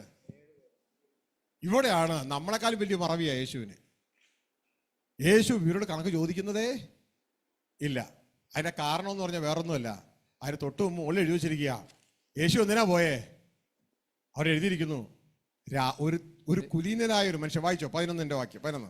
അവർ ഇത് കേട്ടുകൊണ്ടിരിക്കുമ്പോൾ അവൻ യെരൂശലേമിനെ സമീപിച്ചിരിക്കയാലും ദൈവരാജ്യം ക്ഷണത്തിൽ വെളിപ്പെടുമെന്ന് അവർക്ക് തോന്നുകയാലും അവൻ ഒരു ഉപമയും കൂടെ പറഞ്ഞത് എന്തെന്നാൽ, ദൈവരാജ്യം ഇപ്പൊ വരും, ഉടമസ്ഥൻ ഇപ്പൊ ഭരണം ഏറ്റെടുക്കുമെന്ന് തോന്നുന്നുണ്ട് അവരുടെ ഉപമ പറഞ്ഞത്. കുലീനനായ ഒരു മനുഷ്യൻ രാജ്യത്വം പ്രാപിച്ച് മടങ്ങി വരേണം എന്ന് വെച്ച് ദൂരദേശത്തേക്ക് യാത്രയായി. യേശു ക്രിസ്തു പിതാവിന്റെ അടുക്കിലേക്ക് യാത്രയായി രാജ്യത്വം പ്രാപിച്ച് മടങ്ങി വരാനായിട്ട്. അപ്പോ എന്ത് പറ്റിയെന്നറിയാമോ? ഇവർക്ക് ദ്രവ്യം കൊടുത്തു. വായിക്കേ. അവൻ 10 ദാസന്മാരെ വിളിച്ച് അവർക്ക് 10 രാത്തൽ വെള്ളി കൊടുത്തു. ഞാൻ വരുവോളം വ്യാപാരം ചെയ്തു കൊള്ളുവിനെന്ന് അവരോട് പറഞ്ഞു. അവന്റെ പൗരന്മാരോ അവനെ പകച്ച് അവന്റെ പിന്നാലെ പ്രതിനിധികളെ അയച്ചു. അവൻ ഞങ്ങൾക്ക് രാജാവായി ഇരിക്കുന്നത് ഞങ്ങൾക്ക് സമ്മതമല്ല എന്ന് ബോധിപ്പിച്ചു. കേട്ടോ, ഭയങ്കര സംഭവം. 10 പേർക്ക് 10 ദ്രഹ്മം കൊടുത്തിട്ട് ഞാൻ രാജ്യത്വം പ്രാപിക്കാൻ പോവാണ്, ഞാൻ വരുന്നവരെ പ്രവർത്തിച്ചോളാൻ പറഞ്ഞു കൊടുത്തു. ഇവന്റെ പൗരന്മാർ എന്നാ ചെയ്തു? ഉടനെ ലെറ്റർ അയച്ചു കൊടുത്തു, സന്ദേശം അയച്ചു. ഇവൻ ക്രിസ്തു ഞങ്ങൾക്ക് രാജാവായിരിക്കുന്നത് ഞങ്ങൾക്ക് സമ്മതമല്ല എന്ന ഒരു ലെറ്റർ ഇവിടെ നിന്ന് വിട്ടു. നിങ്ങൾ ആരെങ്കിലും കൈകൊണ്ട് എഴുതി വിട്ടതല്ലേ? ഇല്ല, ജീവിതം കൊണ്ടങ്ങ് എഴുതി വിട്ടു. ജീവിതം കൊണ്ട് എഴുതി വിട്ടു. ഞങ്ങൾക്ക് ഞങ്ങളുടെ സംഘടനയുണ്ട്, ഞങ്ങൾക്ക് ഞങ്ങളുടെ ഗ്രൂപ്പുണ്ട്. മനസ്സിലായോ? ഞങ്ങൾ തന്നെയാണ് ഞങ്ങളുടെ രാജാക്കന്മാര്, ഞങ്ങളുടെ ഇഷ്ടമാണ് ഞങ്ങൾ ചെയ്യുക. ഇതാ കർത്താവ് പറഞ്ഞ. നിങ്ങൾ എന്നെ കർത്താവേ എന്ന് പറയുന്നു, പക്ഷെ ഞാൻ പറഞ്ഞതൊന്നും ചെയ്യുന്നില്ല. ഞങ്ങൾക്ക് ഞങ്ങളുടെ ഇഷ്ടം, ഞങ്ങളുടെ ഗ്രൂപ്പ്, ഞങ്ങളുടെ സംഘടന അല്ലെ. ഞാൻ പൗലോസിന്റെ ആള്, നീ ബർണബാസിന്റെ ആള്, മറ്റവൻ അപ്പോളോസിന്റെ ആള് അല്ലെ. എല്ലാവരും ജഡീകര്. ഇവൻ ക്രിസ്തു ഞങ്ങൾക്ക് തലയായിരിക്കുന്ന ഞങ്ങൾക്ക് ഇഷ്ടമല്ല. ഞങ്ങൾ ക്രിസ്തുവിന്റെ പേരിൽ അങ്ങ് സിറ്റിസൺ ആയിട്ട് ഇരുന്നോളാം. മനസ്സിലായോ? ഇതാണ് മേജർ ഗ്രൂപ്പും. 70%. 3 പേരുടെ കണക്ക് ചോദിച്ചുള്ളൂ. ബാക്കി 70% യേശു ഞങ്ങൾക്ക് രാജാവായിരിക്കുന്നത് ഇഷ്ടമല്ല എന്ന് സന്ദേശം അയച്ചതാ. ആർക്ക്? പിതാവിന്. സ്വർഗത്തിലേക്ക് ജീവിതം വഴി സന്ദേശം അയച്ചു. യേശു പറഞ്ഞു, ഞാൻ രാജാവായിരിക്കുന്ന ഇഷ്ടമല്ലാത്ത ശത്രുക്കളായവരെ എല്ലാവരും സിറ്റിസൺ എൻ്റെ മുമ്പിൽ കൊണ്ടുവന്ന് കൊന്നു കളഞ്ഞേക്കാൻ പറഞ്ഞു. ഇത് പറഞ്ഞിട്ട് ജെറുസലേമിലേക്ക് യാത്രയായി എന്ന് പറഞ്ഞിട്ടാണ് ഉപമ തീരുന്നത്. അതുകൊണ്ട് ഇത്രയും നല്ല ഓഫർ നമുക്ക് കിട്ടിയിട്ട് ആ ഓഫർ കളയരുത്. എൻ്റെ പൊന്നു സഹോദരങ്ങളെ, പാസ്റ്റർമാരെ, അച്ഛന്മാരെ, മെത്രന്മാരെ, ശ്രദ്ധിച്ച് കേട്ടെ. ബൈബിളിലെ സന്ദേശം, യേശുക്രിസ്തുവിൻ്റെ സന്ദേശം ദൈവത്തെ ആരാധിക്കുക എന്നുള്ളതല്ല. എന്നാൽ ദൈവത്തെ ആരാധിക്കുന്ന എല്ലാ സൃഷ്ടികൾക്കും നല്ലതാണ്. പക്ഷെ യേശുവിൻ്റെ സന്ദേശം അതല്ല. യേശുവിൻ്റെ സന്ദേശം എന്ന് പറയുന്നത് ഒരു സ്പിരിച്വൽ പൊളിറ്റിക്കൽ ഫാമിലി റെയിനാണ്. റെയിൻ ഓഫ് ഗാഡ്, ദൈവത്തിൻ്റെ കുടുംബ ഭരണമാണ്. ഇത് വളരെ വ്യക്തതയോടെ ഇത് തിരിച്ചറിഞ്ഞിട്ട് നമ്മൾ യേശുക്രിസ്തു പറഞ്ഞ സന്ദേശത്തെ മുറുകെ പിടിക്കുക. ദൈവരാജ്യം അന്വേഷിക്കാനാണ് യേശു പറഞ്ഞതെങ്കിൽ അത് നമ്മൾ അന്വേഷിക്കുക. കാരണം ദൈവരാജ്യം വെച്ചാൽ ദൈവത്തിൻ്റെ ഭരണമാണ്. ആ ഭരണത്തിൽ നമുക്ക് എന്താ പങ്കെന്ന് ചോദിച്ചാൽ അതൊരു കുടുംബ ഭരണമാണ്. ആ കുടുംബത്തിലേക്ക്, മനുഷ്യ കുടുംബത്തിൽ നിന്ന് ദൈവ കുടുംബത്തിലേക്ക് നമ്മളെ ദൈവത്തിൻ്റെ മക്കളായി ക്ഷണിക്കുകയാണ്. ആര് മുഖാന്തരം? യേശു ക്രിസ്തു മുഖാന്തരം. അല്ലാണ്ട് യേശു വന്ന് എൻ്റെ പേരിൽ ഒരു ആരാധന തുടങ്ങുന്ന എങ്ങും പറഞ്ഞില്ല. മനസ്സിലാവുന്നുണ്ടോ? അപ്പൊ ഇത് വ്യക്തതയാണ് മനസ്സിലാക്കണം. നാം സ്വർഗസ്ഥ പിതാവിനെ ബഹുമാനിക്കണം. എങ്ങനെ? സർവപ്രപഞ്ചത്തിന്റെയും ഉടമസ്ഥനായ, സർവ സൃഷ്ടിക്കും കാരണഭൂതനായ, അത്യുന്നതനായ ദൈവമായി, തനിക്ക് മുകളിൽ മറ്റൊരു ദൈവമില്ലാത്ത ദൈവമായി സ്വർഗസ്ഥ പിതാവിനെ ബഹുമാനിക്കണം. മനസ്സിലായോ? അതിനുശേഷം എങ്ങനെയാണോ ഈ പിതാവിനെ ബഹുമാനിച്ച്, അതേപോലെ തന്നെ സർവ സൃഷ്ടിക്കും കാരണഭൂതനല്ല, മുഖാന്തരമായ, സർവ സൃഷ്ടിക്കും അവകാശിയായ, സർവപ്രപഞ്ചത്തിന്റെയും സ്വർഗസ്ഥ പിതാവിനാൽ രാജാവായി അഭിഷേകം ചെയ്തിരിക്കുന്ന ക്രിസ്തുവെ ബഹുമാനിക്കണം. മനസ്സിലാവുന്നുണ്ടോ? ഹല്ലേലൂയ. ഇത് വ്യക്തതയോടെ തിരിച്ചറിഞ്ഞ് പിതാവിന് വേണ്ട ബഹുമാനം പിതാവിനും, പുത്രന് വേണ്ട ബഹുമാനം പുത്രനും കൊടുത്തുകൊണ്ട് ഈ പിതാവിന്റെ ആത്മാവിനെ പുത്രനിലൂടെ നമുക്ക് ലഭ്യമായി ജഡമണ്ഡലത്തിൽ നിന്ന് ആത്മമണ്ഡലത്തിലേക്ക് നമ്മളെ കൊണ്ടുപോവുകയാണ്. നമ്മളെ അവിടെ സ്ഥിരവാസമാക്കുകയാണ്. ഇത് മനസ്സിലാക്കി ഞാൻ നിങ്ങളും പ്രവർത്തിച്ചാൽ നമുക്ക് നല്ലത്. ഹല്ലേലൂയ. തെറ്റായ ഡയറക്ഷനിലേക്ക് പിശാച് കൊണ്ടുവന്ന് നമ്മളെ മൂക്കുകുത്തിച്ചു. ഇനി അവിടെ നിന്ന് മൂക്കെടുക്കുക, ശരിയായ ഡയറക്ഷനിലേക്ക്. ദൈവത്തിനായ യേശു നമ്മളോട് പറഞ്ഞു, മുമ്പേ ദൈവരാജ്യം അന്വേഷിക്കുക. അത് നമ്മളോട് കേൾക്കുന്നില്ല. നമ്മൾ ലോകം അന്വേഷിക്കാൻ പോവുക. എന്നാൽ യേശു പറഞ്ഞു, ഞങ്ങൾ ഈ സർവ്വലോകവും നേടിയിട്ടും നിന്റെ ജീവനെ കളഞ്ഞാൽ നിനക്ക് എന്താണ് പ്രയോജനം? മനസ്സിലാവുന്നുണ്ടോ? 2, യേശു നമുക്ക് പ്രസംഗിച്ച് കാണിച്ചു. നിങ്ങൾ പ്രസംഗിക്കേണ്ട എന്താ? ദൈവരാജ്യം. മനസ്സിലാവുന്നുണ്ടോ? ദൈവരാജ്യം സമീപിച്ചിരിക്കുന്നു. Government of God is at hand. സമീപിച്ചിരിക്കുന്നു. അവിടെ നീ മാനസാന്തരപ്പെടുക. മനസ്സിലായോ? ആ യേശു കാണിച്ചു തന്നത് നമ്മൾ ചെയ്യുക. 3, യേശു നമ്മളോട് പറഞ്ഞു, നിങ്ങൾ പ്രാർത്ഥിക്കുമ്പോൾ ദൈവരാജ്യം വരുവാൻ വേണ്ടി നിങ്ങൾ പ്രാർത്ഥിക്കണം. മനസ്സിലായോ? ഇതൊക്കെ നമ്മളെ ബ്ലോക്ക് ചെയ്യുന്നത് പിശാചാണ്, അവന്റെ ആളുകളാണ്. അതിലേക്ക് പോകരുത്. വിശുദ്ധ ബൈബിളിലെ വചനത്തിൽ പണിയുക. എൻ്റെ ഈ വചനത്തിൽ പണിതാൽ നിങ്ങൾ നില നിൽക്കുവാനായിട്ട് ഇടയാകും. അപ്പോൾ ഈ വക കാര്യങ്ങളൊക്കെ നമ്മൾ മനസ്സിലാക്കി പ്രവർത്തിച്ചോളാം. പിന്നെ നമ്മൾ ലോകം അന്വേഷിച്ച് നടക്കുക. കാരണം നമുക്ക് അറിഞ്ഞുകൂടാ നമുക്ക് ഇതുപോലൊരു പിതാവുണ്ട് എന്ന് അറിഞ്ഞുകൂടാ. യേശു ആ പിതാവിനെ വെളിപ്പെടുത്തുമ്പോൾ യേശു ക്രിസ്തു പറയാണ്, നിങ്ങൾ ലോകമല്ല അന്വേഷിക്കേണ്ടത്, എൻ്റെ തന്നെ എന്ത് കുടിക്കുന്നല്ല അന്വേഷിക്കേണ്ടത്, മുമ്പേ ദൈവരാജ്യം അന്വേഷിക്കുക. അതോടുകൂടെ നിങ്ങൾക്ക് ഭൂമിയിൽ വേണ്ടത് നിങ്ങൾക്ക് ചേർത്ത് നൽകപ്പെടും. അപ്പൊ എല്ലാം ദൈവരാജ്യമയമാണ്. മനസ്സിലാവുന്നുണ്ടോ? ഇതാ ഒരുത്തൻ യേശുവിന്റെ പിന്നാലെ മാർക്കോസ് സുവിശേഷം അതിൽ ലൂക്കോസ് സുവിശേഷം 9-ാം അധ്യായത്തിൽ അതിൽ 60, 61, 62 വാങ്ങൾ വായിക്കുമ്പോൾ ഒരുത്തൻ വന്നിട്ട് യേശുവോട് പറയുന്നുണ്ട്, ഞാൻ നിന്നെ അനുഗമിക്കാം യേശുവേ, പക്ഷെ ആദ്യം പോയിട്ട് എൻ്റെ അപ്പനെ കുഴിച്ചിടാനായിട്ട്, അതായത് അപ്പൻ ജീവിച്ചിരിക്കുവാണേ, അപ്പം മരിച്ചതിന് ശേഷം ഞാൻ വരാം നിന്റെ കൂടെ എന്നാണ് അറിയിക്കണേ. അപ്പൊ യേശു പറയാണ്, മരിച്ചവർ തങ്ങളുടെ മരിച്ചവരെ കുഴിച്ചിടട്ടെ, നീ പോയി ദൈവത്തെ ആരാധിക്കൂ എന്നല്ല പറഞ്ഞേ, നീ പോയി ദൈവരാജ്യം അറിയിക്കുക. മനസ്സിലായോ? നീ പോയി ദൈവരാജ്യം അറിയിക്കുക. അപ്പൊ യേശുവിന്റെ ഹൃദയത്തിൽ നിറയാൻ എന്തുവാ? ഈ ദൈവരാജ്യ. ആ ക്രിസ്തുവാണ് നമ്മുടെ കർത്താവെങ്കിൽ, റിയൽ ആയിട്ടുള്ള ക്രിസ്ത്യാനികളാണ് നാം ആണെങ്കിൽ യേശു ചെയ്ത് തന്നെ ചെയ്യത്തില്ലേ? യേശു പറഞ്ഞത് തന്നെ പറയത്തില്ലേ? യേശു അന്വേഷിക്കാൻ പറഞ്ഞതിനെ അന്വേഷിക്കില്ലേ? യേശു പ്രാർത്ഥിക്കാൻ പറഞ്ഞതിനെ പ്രാർത്ഥിക്കത്തില്ലേ? അതിനു പകരം തെറ്റായി പോകുന്ന വമ്പൻ പള്ളിക്കൂട്ടത്തെ പിശാച് ഉണ്ടാക്കി വെച്ചു. അതിന്റെ പുറകെ പോകല്ലേ. വിശുദ്ധ ബൈബിളിലെ യേശു ക്രിസ്തുവിന്റെ അക്ഷരമല്ല വചനത്തിന്റെ പുറകെ, ആ യേശുവിന്റെ പുറകെ നാം യാത്രയാകുക. ആ യേശു പറഞ്ഞേ, എന്റെ ഈ വചനത്തിൽ പണിതാൽ നിങ്ങൾ നിലനിൽക്കും. ആ ലൂക്കോസ് സുവിശേഷം അവസാന ഭാഗം കൂടി വായിച്ചോളൂ. ലൂക്കോസ് 9-ാം അധ്യായം 59-ാം വചനം. വേറൊരുത്തവനോട് എന്നെ അനുഗമിക്കുക എന്ന് പറഞ്ഞാലേ അവൻ ഞാൻ മുമ്പേ പോയി എന്റെ അപ്പനെ കുഴിച്ചിടുവാൻ അനുവാദം തരയണം എന്ന് പറഞ്ഞു. ഇതിപ്പോ നിങ്ങൾ തൃശ്ശൂർക്കാരായ നിങ്ങളും ഈ ശബ്ദ കാഴ്ച പരിധിയിൽ കേൾക്കുന്ന നിങ്ങളും ഇനി എന്ത് ചെയ്യണമെന്നാണ് കേൾക്കണേ. വായിച്ചോളൂ. മരിച്ചവർ തങ്ങളുടെ മരിച്ചവരെ കുഴിച്ചിടട്ടെ, നീയോ പോയി ദൈവരാജ്യം അറിയിക്കുക എന്ന് പറഞ്ഞു. മനസ്സിലായോ? അപ്പൊ ഇനി എന്താ നിങ്ങൾ ചെയ്യണ്ടേ? നിങ്ങൾ പോയി ദൈവരാജ്യം അറിയിക്കണം. മനസ്സിലാവുന്നുണ്ടോ? ശിഷ്യന്മാരോട് പറഞ്ഞു, നിങ്ങൾ പോകുമ്പോൾ ദൈവരാജ്യം സമീപിച്ചു എന്ന് ഘോഷിപ്പേ. ഇതാ ഒരുത്തൻ പറഞ്ഞു, ഞാൻ എൻ്റെ വീട്ടുകാരൊക്കെ കഴിഞ്ഞിട്ട് അപ്പനും അമ്മയൊക്കെ മരിച്ച് കുഴിച്ചിട്ടതിന് ശേഷം ഞങ്ങൾ വന്ന് ചെയ്യാന്ന് പറഞ്ഞാൽ പറയാം, തങ്ങളുടെ മരിച്ചവരെ കുഴിച്ചിടട്ടെ, നീ പോയി ദൈവരാജ്യം അറിയിക്കുക. അതുകൊണ്ട് എൻ്റെ പ്രിയ മക്കളെ, ഇതാ അതിനു വേണ്ടി ഒരുങ്ങുക. അപ്പോ ഇന്ന് നിങ്ങൾ തിരിച്ചറിഞ്ഞു എന്തുകൊണ്ടാണ് ഇന്ന് ക്രിസ്തീയ സഭകൾ അധികവും ഇതാ ആരാധനയിൽ ഫോക്കസ് ചെയ്യുന്നു, യേശു പറഞ്ഞതിൽ ഫോക്കസ് ചെയ്യുന്നില്ല. അതിന്റെ കാരണം എന്ന് പറയുന്നത് അവർക്ക് പിതാവിനെയോ പുത്രനെയോ അറിയുകയില്ല. അതുകൊണ്ടാണ് ന്യായാസനത്തിൽ വരുമ്പോൾ യേശു അവരോട് തിരിച്ചു പറയുന്നത്, ഞാൻ നിങ്ങളെയും അറിയുന്നില്ല. ഇങ്ങനെ ഒരു അവസ്ഥയിലേക്ക് പോകരുത്. ആ വന്നവരെല്ലാവരും യേശുവിനെ കർത്താവായി സ്വീകരിച്ചവരും സുവിശേഷം അറിയിച്ചവരുമാ. ഒരെണ്ണം ദൈവരാജ്യത്തിൽ കയറിയില്ല. അവിടെയൊക്കെ ദൈവത്തിന്റെ ഇഷ്ടം വേറെ ഒന്നുമല്ല, ഞാൻ നിങ്ങളും ശുദ്ധീകരണത്തിലൂടെ ദൈവത്തിന്റെ മക്കളായി വെളിപ്പെടണം. മനസ്സിലാവുന്നുണ്ടോ? ദൈവത്തിന്റെ ഇഷ്ടമോ നമ്മുടെ ശുദ്ധീകരണം തന്നെ. എന്തിനാണ് ശുദ്ധീകരണമോ? ഞാൻ നിങ്ങൾ ശുദ്ധീകരണത്തിലൂടെയാണ് മനുഷ്യ മക്കളായ നാം ദൈവമക്കളായി വെളിപ്പെടുന്നത്. ഹല്ലേലൂയ. അതുകൊണ്ട് നാം അത് ആത്മാവിന്റെ ശുദ്ധീകരണമാണ്, ന്യായപ്രമാണം കൊണ്ടല്ല. ആത്മാവിന്റെ ശുദ്ധീകരണം ദൈവം അനുവദിക്കുന്നെങ്കിൽ അടുത്ത മാസം അല്ലെങ്കിൽ ഈ തുടർന്നുള്ള ശുശ്രൂഷകളിൽ നമുക്കത് കേൾക്കാം, എന്താണ് ആത്മാവിന്റെ ശുദ്ധീകരണമെന്ന്. ഹല്ലേലൂയ. കാരണം ശുദ്ധീകരണം കൂടാതെ ആരും ദൈവത്തെ കാണുകയില്ല, ദൈവത്തോടുള്ള ജീവിതത്തിലേക്ക് കടന്നു വരികയില്ല. നമുക്ക് പ്രാർത്ഥനയോടെ ദിവസം എഴുന്നേക്കാം. കേട്ട വചനത്തിന്റെ മുമ്പാകെ നമുക്ക് നമ്മളെ തന്നെ ദൈവകരങ്ങളിലേക്ക് സമർപ്പിക്കാം. ഹല്ലേലൂയ.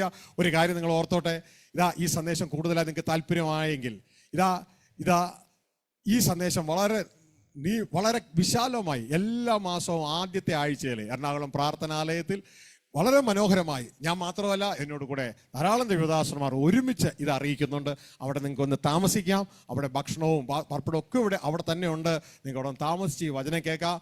നിങ്ങളുടെ ഒരു ഭവനം പോലെ മൊബൈലൊക്കെ ഒന്ന് സ്വിച്ച് ഓഫ് ചെയ്ത് ഞാനും എൻ്റെ ദൈവവും എല്ലാ ലോകത്തിൻ്റെതായ എല്ലാ കണ്ണുനീരിൻ്റെയും ആ ടെൻഷൻ്റെയൊക്കെ അവസ്ഥയൊക്കെ ഒന്ന് മാറ്റി വെച്ചിട്ട് ദൈവത്തോടു കൂടെ ഒരാഴ്ച ഒന്ന് ഇരിക്കാനായിട്ട്. അടുത്ത മാസം 2-ാം തീയതിയാണോ, മാർച്ച് 2-ാം തീയതിയാണ്, തലേ ദിവസമേ 1-ാം തീയതി തന്നെ വൈകിട്ട് നിങ്ങൾക്ക് അങ്ങോട്ടേക്ക് വരാവുന്നതാണ്.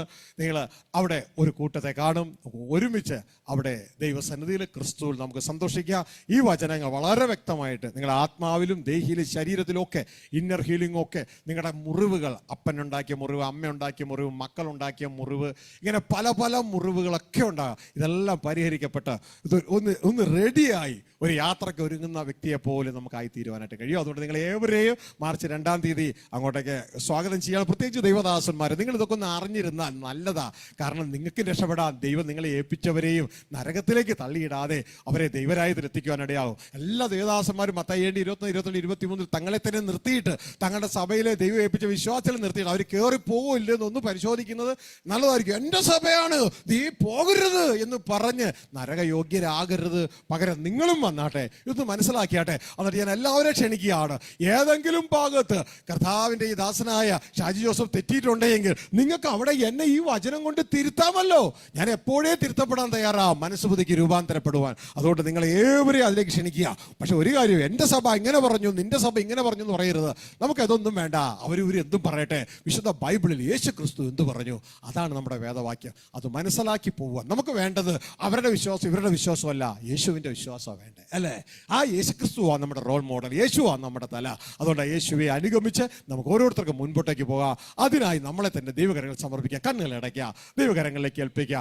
ചെറിയ ആട്ടുംകൂട്ടമേ ഇതിലുണ്ടാവുകയുള്ളൂ. ഇതാ യേശു പറഞ്ഞ്, ചെറിയ ആട്ടുംകൂട്ടമേ ഭയപ്പെടേണ്ട, നിങ്ങളുടെ പിതാവ് കിങ്ഡം നിങ്ങൾക്ക് തരുവാൻ പ്രസാദിച്ചു. കിങ്ഡം നിങ്ങൾക്ക് തരുവാൻ പ്രസാദിച്ചു.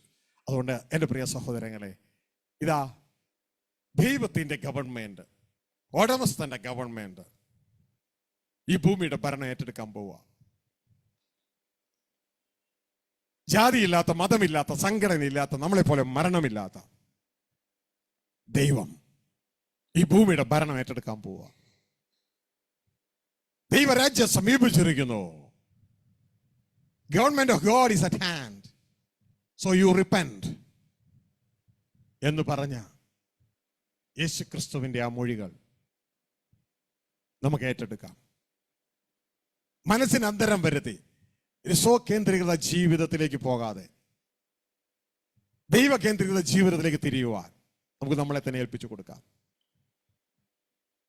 വളരെ വ്യക്തമായി ഇന്ന് നാം ദൈവത്തിൽ നിന്ന് കേട്ടു, ക്രിസ്തു നമ്മളെ ഫോക്കസ് ചെയ്തത് ആരാധനയിലേക്കല്ല, ദൈവരാജ്യത്തിലേക്കാണ്. എന്നാൽ എല്ലാ സൃഷ്ടികളും ദൈവത്തെ ആരാധിക്കണം. പിതാവിന് വേണ്ട ബഹുമാനം പിതാവിന് കൊടുക്കണം, പുത്രന് വേണ്ട ബഹുമാനം പുത്രന് കൊടുക്കണം. എല്ലാവരും പിതാവിനെ ബഹുമാനിക്കുന്നത് പോലെ തന്നെ പുത്രനെ ബഹുമാനിക്കേണ്ടതിന് പിതാവ് ആരെയും ന്യായം വിധിക്കാതെ ന്യായവിധി എല്ലാം പുത്രന് കൊടുത്തിരിക്കുക. പുത്രൻ അവകാശിയ സർവ്വ പ്രപഞ്ചത്തിന്റെയും രാജാവാ. ആ ബഹുമാനം പുത്രന് കൊടുക്കുക. സർവത്തിന്റെയും മുഖാന്തരമാണ്. സ്വർഗസ്ഥ പിതാവിന് തുല്യനാണ് അസ്തിത്വത്തിൽ, എന്നാൽ അധികാരത്തിൽ സ്വർഗസ്ഥ പിതാവിന് കീഴെയാണ്. വളരെ വ്യക്തമായി തിരിച്ചറിവോടുകൂടെ ആ കുടുംബത്തിലേക്ക്, അതേ അസ്തിത്വത്തിലേക്ക് എന്നെയും നിങ്ങളെയും വിളിച്ചിരിക്കുക ദൈവത്തിന്റെ മക്കളായി. ഈ തിരിച്ചറിവോടുകൂടെ ഞാനും നിങ്ങളും ക്രിസ്തുവിന്റെ പിന്നാലെ അപ്പന്റെ അടുക്കിലേക്ക് പോകാൻ ഏൽപ്പിച്ചു കൊടുക്കാമോ? വേറെ ഒരു മാർഗവുമില്ല. രക്ഷപ്പെടാൻ വേറെ ഒരു നാമവും നൽകിയിട്ടില്ല ആകാശത്തിന് കീഴിൽ. സ്വർഗസ്ഥ പിതാവ് നൽകിയ ഏക നാമമാണ് ക്രിസ്തു എന്ന നാമം. നാം രക്ഷിക്കപ്പെടുവാൻ ആകാശത്തിന് കീഴിൽ മനുഷ്യരക്ഷക്കായി മറ്റൊരു നാമവും നൽകിയിട്ടില്ല. ആര്? പിതാവ്. തന്റെ പുത്രനായ ക്രിസ്തു എന്ന നാമമല്ലാതെ. അതുകൊണ്ട് ആ നാമത്തെ വിളിച്ചപേക്ഷിച്ച് ഇപ്പോഴുള്ള പാപത്തിൽ രക്ഷ പ്രാപിച്ചുകൊണ്ട് യേശു ദൈവത്തിന്റെ പുത്രനാണെന്നും സ്വർഗസ്ഥ പിതാവ് അയച്ചിട്ടാണ് ഇവിടെ വന്നതെന്നും മരിച്ചത് എന്റെ പാപങ്ങൾക്ക് വേണ്ടിയാണെന്ന് വിശ്വസിച്ചുകൊണ്ട് ആ യേശുവിനെ നമ്മുടെ ജീവിതത്തിൽ നമ്മുടെ കർത്താവ് രക്ഷിതാവുമായി സ്വീകരിച്ച് യേശുവെ അനുഗമിച്ച് ദൈവപുത്രനായി ജയം പ്രാപിക്കുന്നുവെങ്കിൽ ദൈവത്തിന്റെ വചനം പറയുന്നു, ജയിക്കുന്നവൻ അവൻ ഇത് അവകാശമായി കിട്ടും. ഞാൻ അവന് ദൈവവും അവൻ എനിക്ക് മകനുമായിരിക്കും. ആ മക്കളാണ് ഭൂമിയുടെ രാജാക്കന്മാരായി യേശുവോടൊപ്പം സ്വർഗസ്ഥ പിതാവിന് വേണ്ടി വാഴുന്നത്. അതിനുവേണ്ടി നമുക്ക് നമ്മളെ തന്നെ ദൈവകരങ്ങളിലേക്ക് സമർപ്പിക്കാം. എല്ലാവരും തങ്ങളുടെ കരങ്ങൾ സ്വർഗത്തിലേക്ക് ഉയർത്തട്ടെ. ഹൃദയങ്ങൾ ദൈവത്തെ ഒന്ന് കാണിച്ചേ. ഇനി ഞാനുമായല്ല നിങ്ങളുടെ കാര്യം. എന്നെ ഏൽപ്പിച്ച് നിങ്ങളെ അറിയിച്ചു. ആരാധനയല്ല ക്രിസ്തു ഫോക്കസ് ചെയ്തത് ദൈവരാജ്യമാണ്. അതുകൊണ്ട് വെറും പള്ളിക്കാരായിരിക്കാതെ ക്രിസ്തുവിന്റെ ശിഷ്യന്മാരായിരിക്കാൻ, ക്രിസ്തുവെ അനുഗമിക്കുന്നവരായിരിക്കാൻ ഏൽപ്പിച്ചു കൊടുക്കാം. നിങ്ങളുടെ ഹൃദയം ദൈവത്തെ ഒന്ന് കാണിച്ചാട്ടെ. നിങ്ങൾ എന്തു മനസ്സിലാക്കിയെന്ന് ദൈവത്തെ ഒന്ന് അറിയിച്ചാട്ടെ. നിങ്ങൾ എന്താണ് മനസ്സിലാക്കിയെന്ന് ദൈവത്തെ ഒന്ന് അറിയിച്ചാട്ടെ. Hallelujah, hallelujah. അപ്പാ, ഞാൻ ഇതുവരെ ലോകത്ത് കേട്ടിട്ടില്ലാത്ത, അറിഞ്ഞിട്ടില്ലാത്ത ബൈബിളിലെ ഈ മർമ്മം ഞാൻ അറിഞ്ഞു. ഈ സഹോദരൻ പറഞ്ഞത് ഞങ്ങൾ ആരും ഇതുവരെ കേട്ടിട്ടില്ല. ആ സഹോദരൻ പറഞ്ഞത് എന്നെ വിശ്വസിക്കേണ്ട, നിങ്ങളുടെ കയ്യിൽ ബൈബിൾ വിശ്വസിക്കാനാണ് പറയുന്നത്. ഈ പറഞ്ഞതെല്ലാം ഞങ്ങളുടെ ബൈബിളിലുണ്ട്. ഞങ്ങളിപ്പോൾ തിരിച്ചറിഞ്ഞു. ഓരോരുത്തരും ദൈവത്തോടൊന്ന് സംസാരിക്കട്ടെ. Hallelujah, hallelujah. ഞങ്ങൾ ഇതുവരെ ആരാധന സംവിധാനത്തെ കുറിച്ച് കേട്ടിട്ടുള്ളൂ. എന്നാൽ അദ്ദേഹം പറഞ്ഞു ഇതൊരു സ്പിരിച്വൽ പൊളിറ്റിക്കൽ ഫാമിലി മാറ്റർ ആണെന്ന്, ഫാമിലി റെയിൻ ആണെന്ന്, ഫാമിലി റെയിൻ ഓഫ് ഗോഡ് ആണെന്ന്, ദൈവത്തിന്റെ കുടുംബ ഭരണമാണെന്ന്. ഞങ്ങൾ വിശുദ്ധ ബൈബിൾ വായിക്കുമ്പോൾ അത് അങ്ങനെ തന്നെയാണ് കാണുന്നത്. യേശു പറഞ്ഞതും ദൈവരാജ്യം സമീപിച്ചു, അതുകൊണ്ട് നിങ്ങൾ ആരാധിക്കുകയല്ല, അതുകൊണ്ട് നിങ്ങൾ മാനസാന്തരപ്പെടുവാൻ government of God is at hand. ഞങ്ങൾ വിശ്വസിക്കുന്നു അപ്പാ. അതിനായി ഞങ്ങളെ തന്നെ ഏൽപ്പിച്ചു തരുന്നു.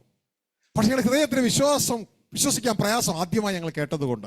പക്ഷേ ഞങ്ങളെ സഹായിക്കണേ. ഓരോരുത്തരും ദൈവസ്ഥനിൽ ഏൽപ്പിക്കട്ടെ. നമുക്ക് ദൈവസ്ഥനിൽ പ്രാർത്ഥിക്കാം. സ്വർഗസ്ഥ പിതാവേ, ഈ ഹോളിലും ശബ്ദ കാഴ്ചപ്രതിയിലായിരിക്കുന്ന എല്ലാ മക്കളെയും അങ്ങയുടെ കരങ്ങൾ ഏൽപ്പിച്ച് പ്രാർത്ഥിക്കുന്നു. അങ്ങ് ക്രിസ്തുയേശുവിൽ എന്നെ ഏൽപ്പിച്ച സന്ദേശം അങ്ങ് എന്നിലൂടെ സംസാരിച്ചു. അങ്ങയുടെ പല മക്കളുടെ ഹൃദയം അത് ഏറ്റെടുത്തു. അവർ അങ്ങിലേക്ക് ഇതാ തിരിഞ്ഞിരിക്കുന്നു. അവരെ സ്വീകരിക്കണമേ. അങ്ങയോടുകൂടെ ജീവിക്കുവാനുള്ള താല്പര്യം അവരുടെ ഹൃദയങ്ങളിൽ ജ്വലിപ്പിക്കണമേ. അതിനുവേണ്ടി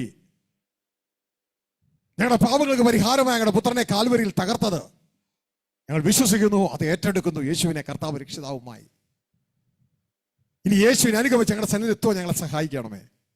ഈ ജനത്തെ ഏവരെ ഞങ്ങളുടെ നാമത്തിൽ അനുഗ്രഹിക്കുന്നു. ഈ ശുശ്രൂഷയ്ക്കായി കളമൊരുക്കിയ എല്ലാ വ്യക്തിത്വങ്ങളെയും ഞങ്ങളുടെ കരങ്ങളിൽ വെച്ചിട്ട് പ്രാർത്ഥിക്കുന്നു. ഞങ്ങളുടെ നാമത്തിൽ അനുഗ്രഹിക്കുന്നു, അവരുടെ കുടുംബങ്ങളെ അനുഗ്രഹിക്കുന്നു. ഈ ഹോളിൽ ഈ ശബ്ദ കാഴ്ചപ്രതിയിലായിരിക്കുന്ന എല്ലാവരും എൻ്റെ ദൈവത്താൽ ഈ വചനത്താൽ അനുഗ്രഹിക്കപ്പെട്ടിരിക്കുന്നു. നിങ്ങൾ, നിങ്ങളുടെ ദേശവും നിങ്ങളുടെ കുടുംബവും അനുഗ്രഹിക്കപ്പെടട്ടെ. നിങ്ങളുടെ ജീവിതത്തിലെ താൽക്കാലിക ആവശ്യങ്ങളുടെ മേലും ദൈവത്തിന്റെ മഞ്ഞും മഴയും കടന്നു വരട്ടെ. രോഗികളായിരിക്കുന്ന വ്യക്തികൾ ഇപ്പോൾ രോഗമുള്ള മകൾ കരങ്ങൾ വെച്ചാട്ടെ.